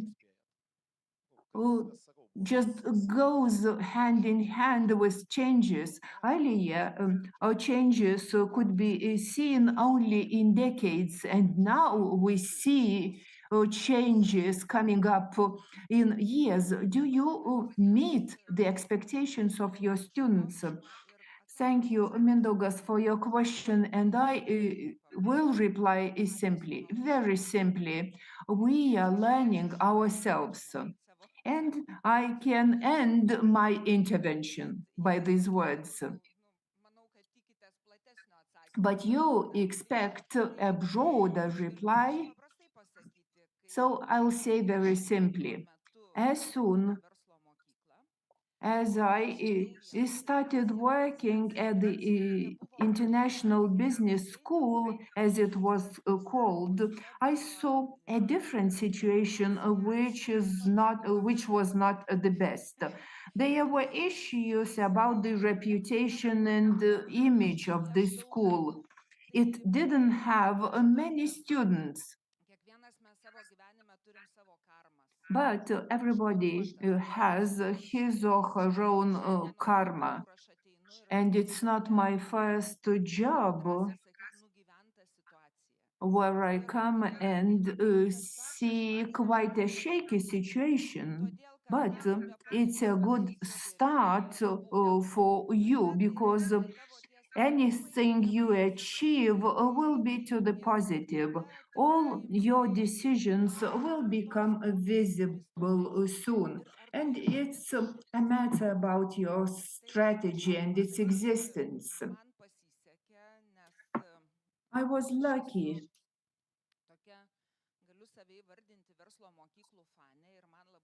I am a fan and proponent of business schools. I enjoy the dynamics of business schools, and I love fostering such dynamics. As a creator, I built the team from people who love creating. I've pulled my team successfully. Yes, I had to say goodbye to the early year school. I received managerial lessons and practices. You are not able to generate a new output using the old team. We set very clear goals together with my new team. We realized our environment is very dynamic. As far as business schools are concerned, they differ globally. Some do not offer BA studies. No, at all. They work with MA, DBA, and some others. No bachelor's studies. Some deliver only executive education, lifelong learning. They do not deliver any scientific degree programs. And we had a vision of who we are going to be, irrespective of clarity about your steps. We had to flesh out a business model. Business schools cannot operate at a loss, and it's also related to the topics we deliver to students. So we drew up a strategy and took a different road compared to other business schools, which mostly focus on general management, on managerial skills. And our direction was the School of Entrepreneurship. It sounds excellent in English, but Lithuanian, awful. And entrepreneurship is different from business. So now, Mindaugas, to answer your question, no, we are not teaching people how to be businessmen, and we not produce any businessmen. What we do is investment into the so-called entrepreneurial thinking and mindset. It's an investment into the mindset because such mindset is necessary everywhere in schools, hospitals, municipalities, and ministries. It's a must in all locations. And it doesn't matter if you later work on your startup. Yes, it's delighting to have graduates who work with startups.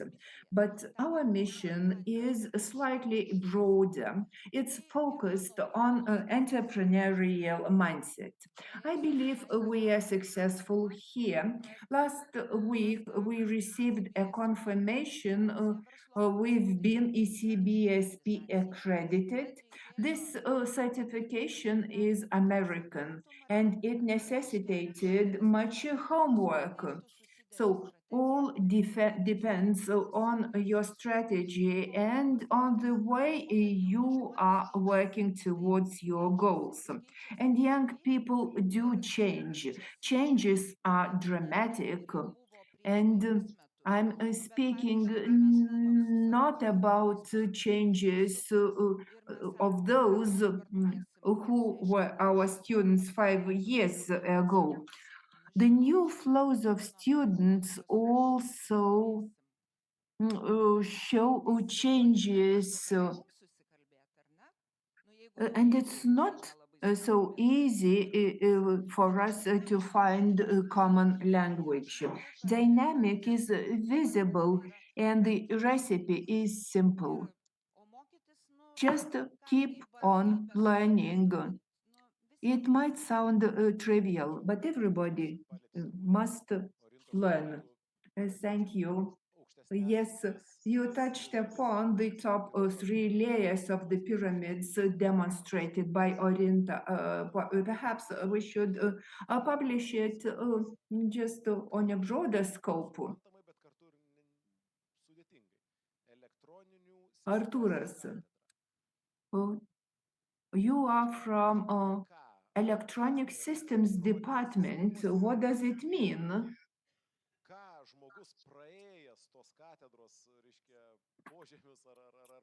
The person who's an expert in electronic systems, and what do your students get?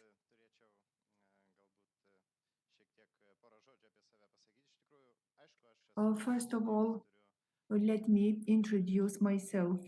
I'm a head of the department.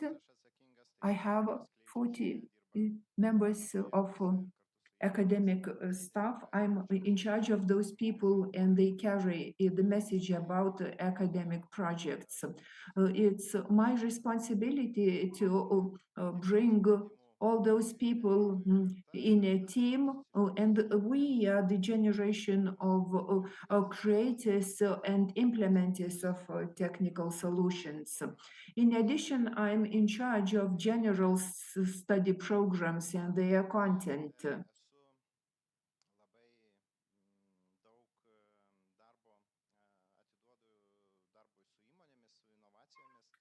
I also work a lot with companies and innovation. Innovation development is what makes me work at the university. At times, we come across stereotypes, believing that university teachers just deliver lectures at classrooms. And at times, my mom calls me, "Are you at a lecture? No. Are you at home? No. I work 12 hours a day, and it's not about reading lectures." Yes, indeed, electronic systems is electronic equipment, AI, automatic solutions, and so on. We see a huge need for such systems not only in Lithuania but also in global markets. We need to perform better, more effectively, and so on. The microphone works well, but maybe a better a piece of equipment could also be offered by people like us. At the university, we realize education is not through specific steps. At vocational schools, somewhere you get instructions how to achieve a certain result. But it's not the case at universities. If you can give a clear instruction to an individual, very soon such steps will be substituted by artificial intelligence. And you also shared similar insights, and your questions are very correct. If we know answers, solutions can be given by AI. So we should change perceptions of processes. A lot of such processes can be automated.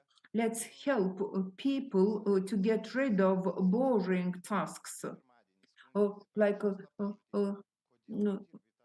customer service, dealing with clients who could forget passwords. And those customer service people complain how boring their job is. So they should quit. They should ride bicycles instead. But nobody should expect us to deliver recipes. Everybody must use his or her brain for a ways out. And we should look at younger generation. We must be creative and useful to society. If AI must be accomplish the task, we should set it aside. There are many fields and many issues of food is lacking somewhere. There are dangerous working conditions, many traffic accidents on the road. So let's focus on problems which must be addressed. And it will necessitate lifelong learning and learning every day. Sooner or later, everybody will realize it. There are many training and learning courses, but be brave and step in. You should not worry if the courses available are for you. If the time frame will be enough, just sit down or just search a plan a study for 2 weeks. Just take another course in a month. But it'll mean a change. And in case your skills are no longer necessary, you'll say goodbye. Now they say younger people cannot read maps and get lost. Maybe they are not reliant on hard copy maps differently to us several decades ago. But younger generation needs other competencies. So, for example, in TikTok Reels, you must double check the quality disseminated by such Reels. Yes, the university is undergoing a transformation as well. We cover a large number of fields. We can just supply employees to all fields and all sectors. It's also about management, operational skills, sustainability, safety, anti-fire safety, designs, and so on. And our trainings follow societal expectations. There's a large number of innovations, and it's different times we live. I keep listening, and I have a couple of questions on my list, but I want to ask something else, and my question will be addressed to Ramunia. Yeah, okay, everything keeps changing, and something Agne and Birute were talking about. While we cannot actually um, transform, let's say, our, well, there's mindfulness or just our conscience into the keyboard, so-called. Yes, we're talking about frontal cortex, about hippocampus, amygdala, etc., etc. But again, these processes are being researched now by you, by the others. So what? All right, you have a screen in front of you, and you have some tasks which are facilitated by artificial intellect, but the reactions, natural reactions that we know, they have been shaped actually, I don't know, through a very I don't know how many years. So what should we expect in the future? Should we reorient our brains and wait for some bionic body to be launched? How can we um, find a sort of balance between the things. Something researchers are talking, something you were talking about. I think it's very important to start about understanding myself. If I understand what's going on within me, we are women, we know all those cycles, and um, let's say, and if I hate my husband today, yeah, maybe it's my mood, right? I look at the technologies, I look at the application, and I understand, yeah, shut up, meaning I tell myself this is normal reaction. Nah, I'm not sure if this is the right place to share my personal experiences, but I will do. I uh, I'm 48, and I feel the sort of the menopause symptoms coming, and I'm distracted. I know that the sleep wakefulness was just modes are somehow disturbed, but then I tell myself, Ramunya, but it should be like that. And I look at this material, look, and it calmed me down. The knowledge that it's nothing abnormal. It's okay. Of course, I should understand technologies, AI, business, etc., analytical thinking, but stress management. I always talked about the best way to handle stress, to relax, to go into the forest. But when hormones sort of are disturbed in my body, it doesn't work. See, my knowledge doesn't work. So then I have to again rethink the whole thing, and you have to deal with your own biology, with your processes. All right. If I took my phone and I asked ChatGPT how to deal with stress, maybe I should get some other answers. I don't think I would get the response related to amygdala, hippocampus, frontal cortex, etc. But something you just told us is very important because we we understand something that should be understood. It's common sense. We cannot absolutely distinguish uh, uh, social sciences, technological sciences, humanities, and some other, I don't know, sciences which will emerge in the future. Um, uh, uh, let's say we cannot understand them, or we cannot make a human being fully understand them because there is a potential, as I said, of new sciences coming up, right? And this sounds awful, so disconcerting. Okay, my son is 6, and he'll start school at the age of 7.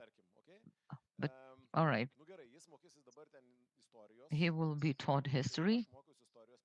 So wait, I learned history 25 years ago, meaning that he, my son, he will have to learn a much longer history, 25 years older. I'm exaggerating, but still, meaning that all the information is multiplied because there's such an amount of information, and accessibility of information and availability is much much bigger, and you can you can learn everything. Let's say from AI, how to grow tomatoes, how to climb walls, etc. And maybe some people can uh, be relaxed doing nothing, or there are people and there are people. But uh, Orinta was talking about some techniques, and we read sometimes. Remember, i- uh, interesa, or just by showing interest or immersing into things, and maybe maybe all of us uh, can start thinking about that. Mm. We could talk about painters, Monet, Manet, or some composers who are no longer alive. But uh, how, again, our knowledge of them, how can we stay normal in this avalanche of information and knowledge? Oh, all right. Yeah, that's some responsibility put on my shoulders.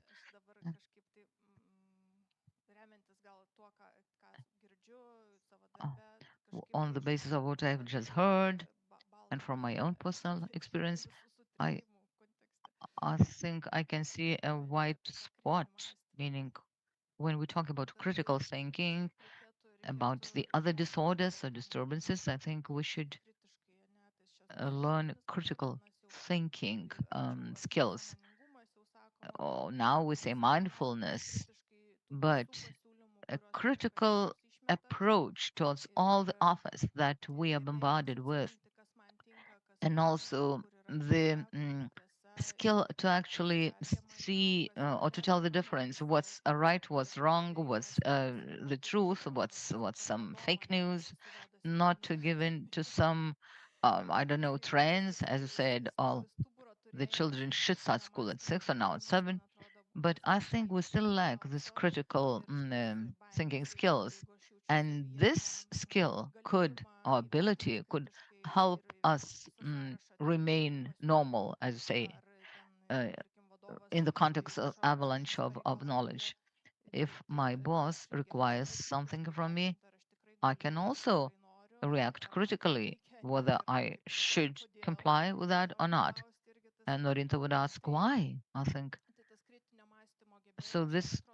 Um, this ability to think critically would be our savior um, to deal within these times of uncertainty and being afraid that will only be recognized as those painters or composers were after post-mortem.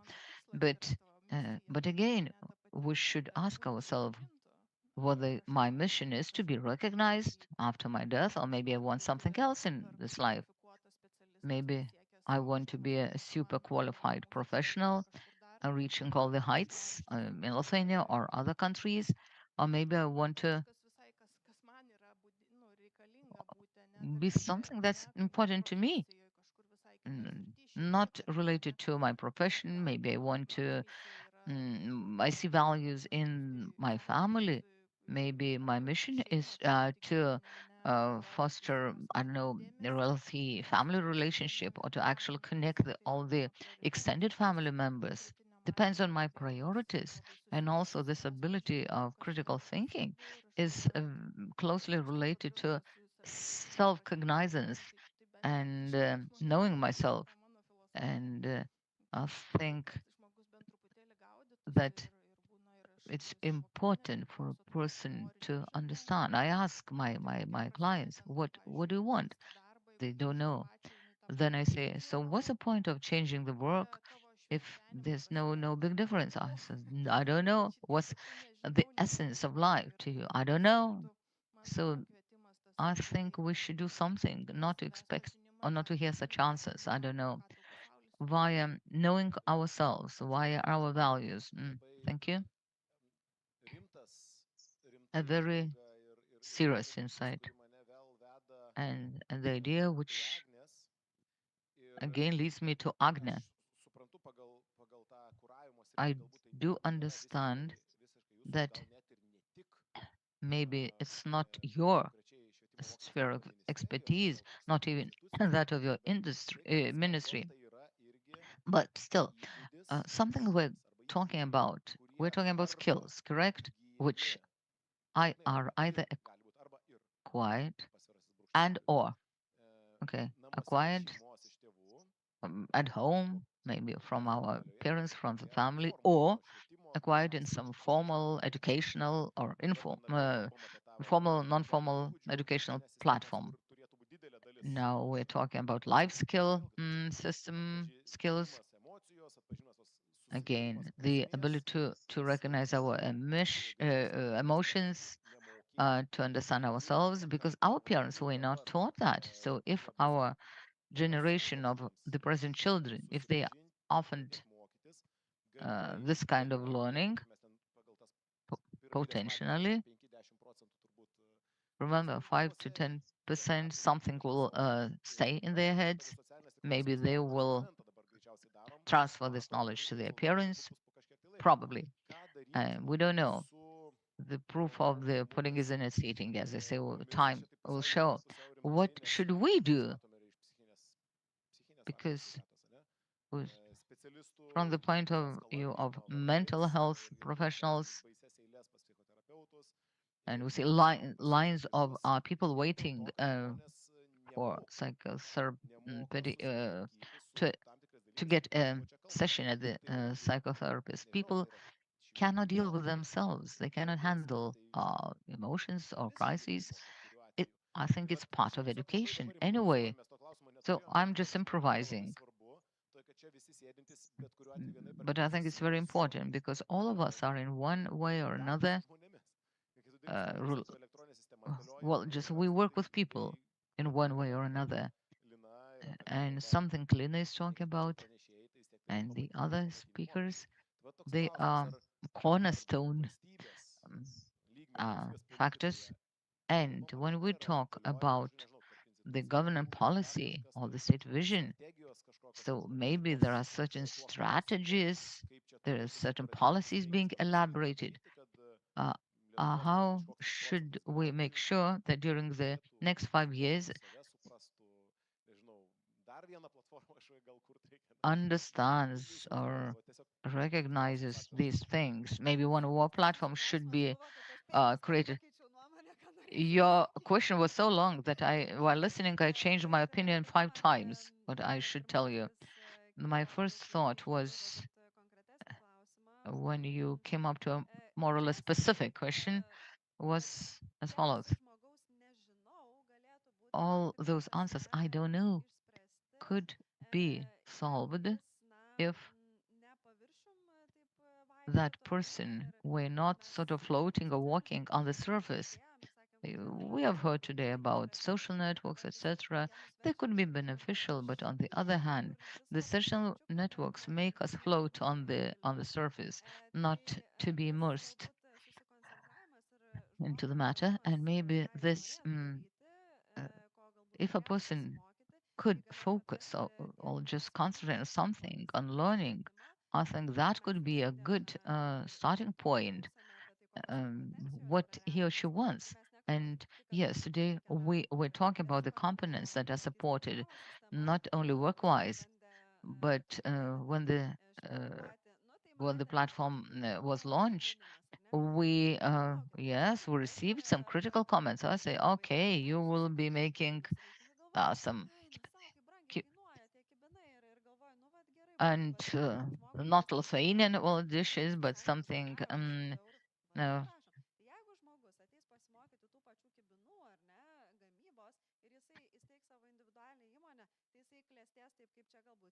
Pastries or something. So why not? Why judge? Why be judgmental? Maybe if a person learns how to make certain, well, Turkish or whatever pastries, he will open a business of his own. And yeah, you also mentioned that people are waiting in lines to get a session, psychotherapy session. Yes, but maybe we should deal with that on time. It's not only vaccination. We should take care of our internal state of being, of our state of mind, rather than wait in lines. And my colleague, when talking about KURSUOK system, mentioned that, let's say, if an adult wants to change the career, right, or let's say my term of office comes to an end in winter, or maybe, well, tomorrow, what shall I do when I become unemployed? Yes, I will probably go to the employment service. But even if my job is not jeopardized if I work, but if I want to change something, what do? Yes, there are distance learning, there are just counselors, as we know, helplines. Maybe I should get some counseling. And, and if I have, let's say, 15 years of experience and let's say a doctor's doctor of philosophy, well, just a diploma, and I'm told, just there is a template. I will be taught how to write a CV. I don't need that. I have written I don't know how many CVs in my life. So I think we have to provide better counseling services, and how to help a person orient himself or herself in this ever-changing world.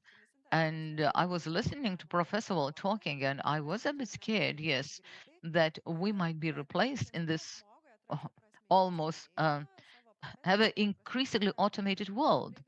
We can be ousted by AI. But I think such services as say counseling, whatever, could really help us. And KURSUOK platform is one of these attempts.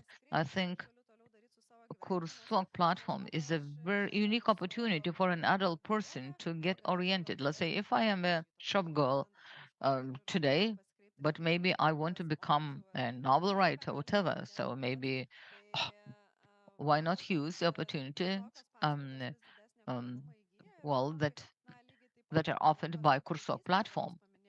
And you reminded us of childhood, and you talked about, well, general education. So we should start with the little ones when you're 5 years old and you dream of being, I don't know, a researcher, researching the world because you love nature, or maybe ecology because you love dinosaurs.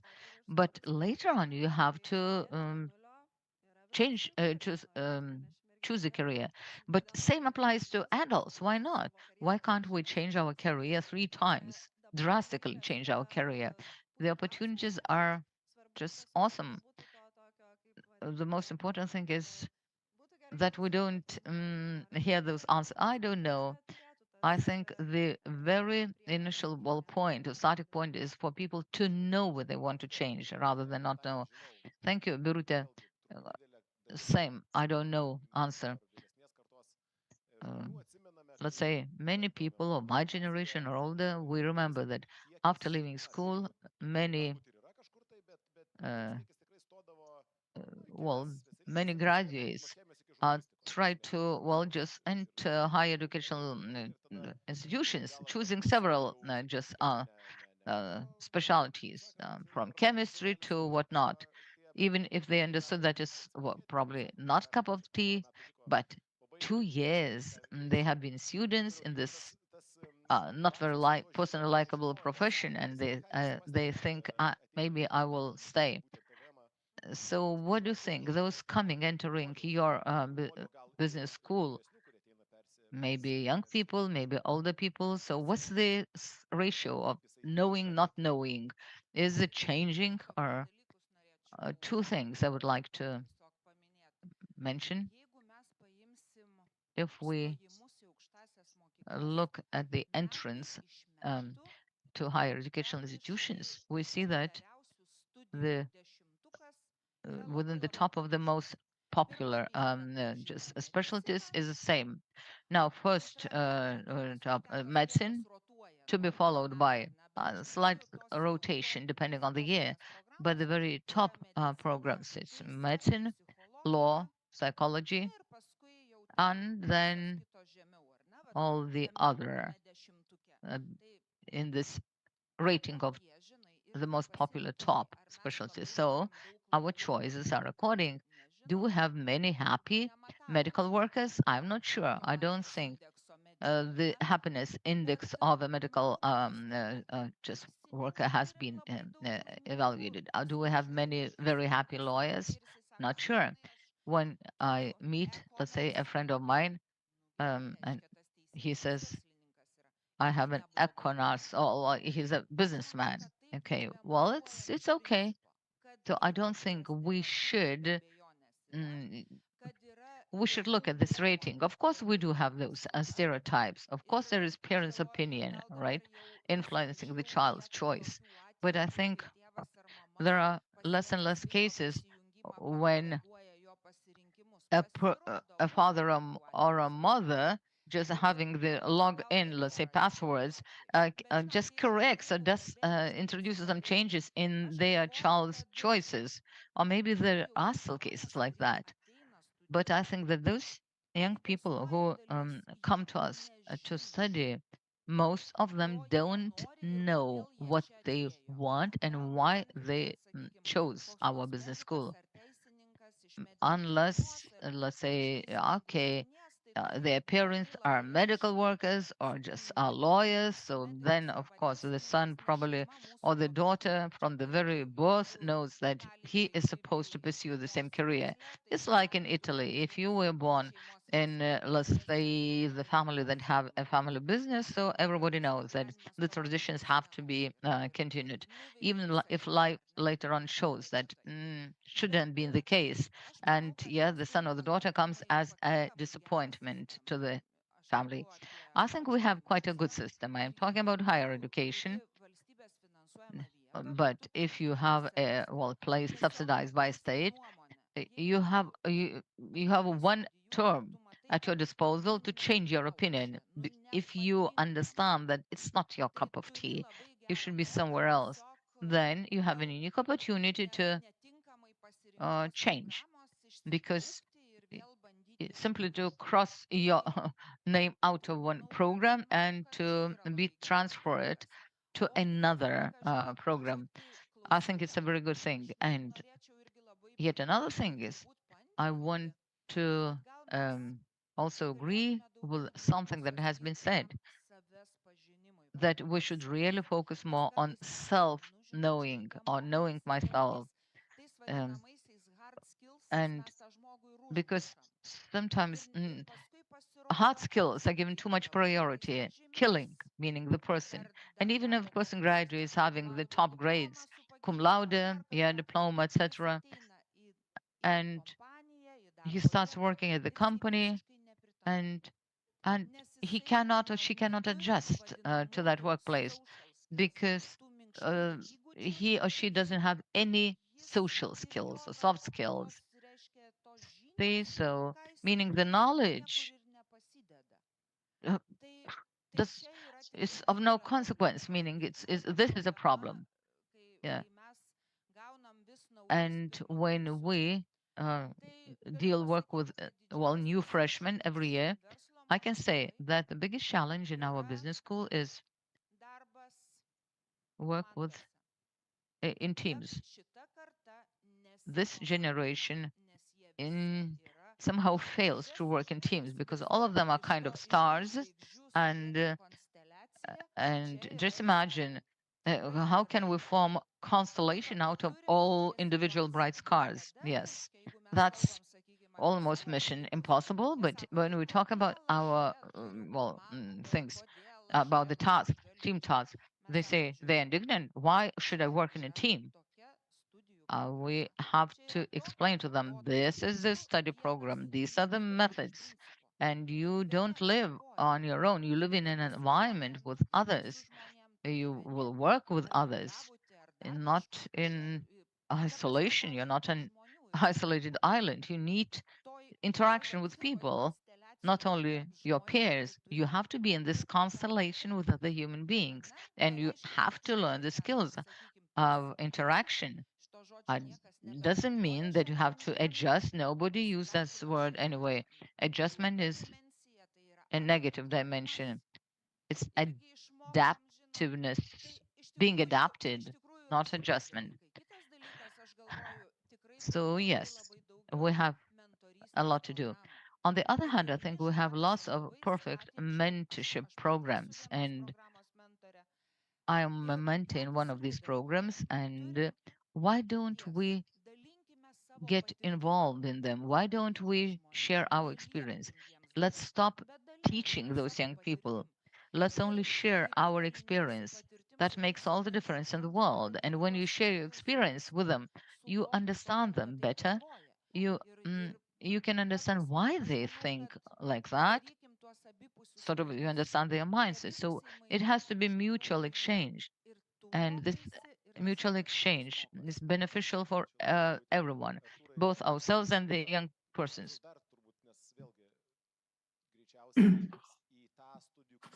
Artūras, most likely this particular study program is chosen by particular people? Well, it depends.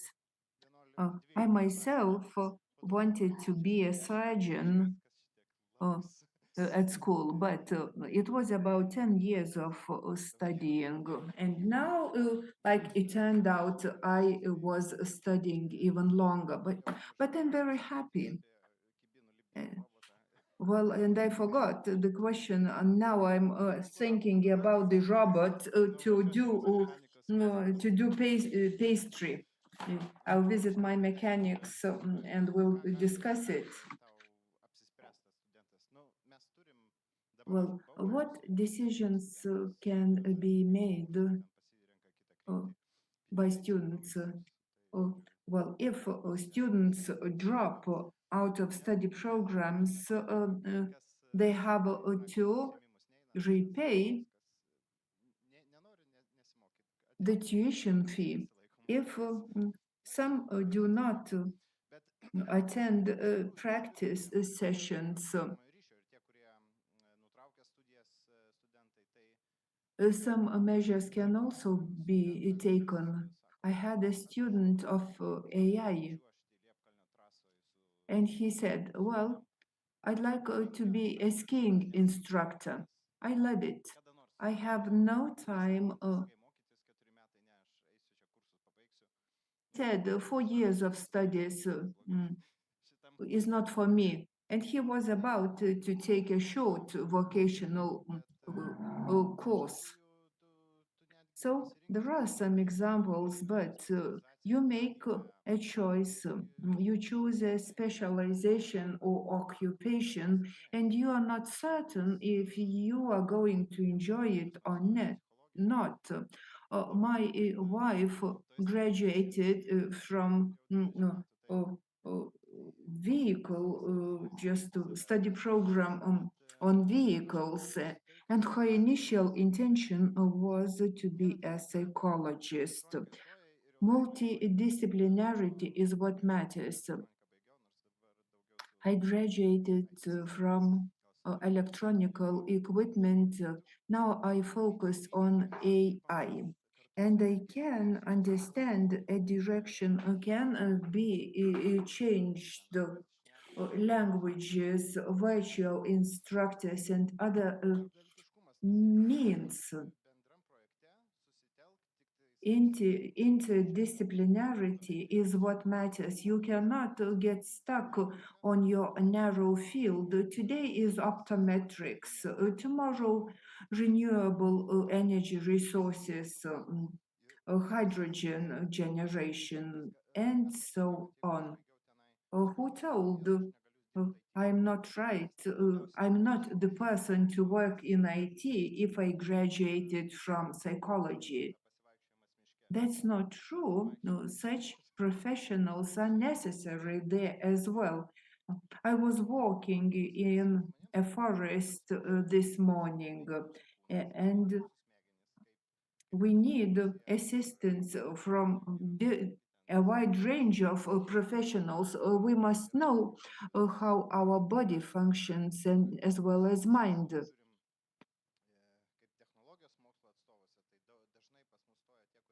I represent technologies, and I see very many our entrants, our students are loners, even during lunch time, they keep their laptops or tablets. So it's not the profession who for those who love communicating. But yes, some adaptiveness is good. I don't think our students who choose our study programs will be unable to change the direction in their life. Knowledge is necessary in all fields of life. We have more opportunities to train professionals. Or some people choose some rare specializations. Ramune, can you deny or confirm the myth about the left or right side of the brain?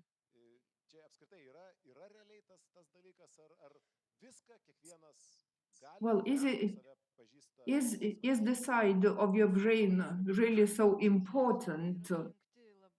Both sides have a very strong link and connection.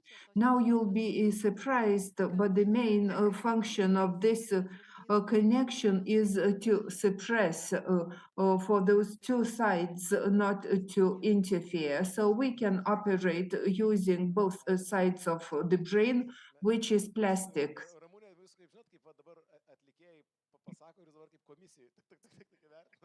Ramone, now you sound like a jury member. Ramone. Or just your reflection, not as much as a writer, but mostly as a therapist. You see people nodding their hands. I saw this reaction when the speaker said, the ability to work in teams is missing. Yes, we keep claiming, and I am the person to answer your question, what should be done? Yes, we must just learn, just platform KURSUOK. Yes, thank you. Thanks to all panelists. And my gratitude to you for coming, for spending your time. Yes, let's keep learning. Let's keep the course on KURSUOK. I hope this meeting will not be the last. It will be meeting in smaller formats or will focus on different topics. Maybe it will update knowledge. So that's my wish to you, and enjoy the rest of the weekend.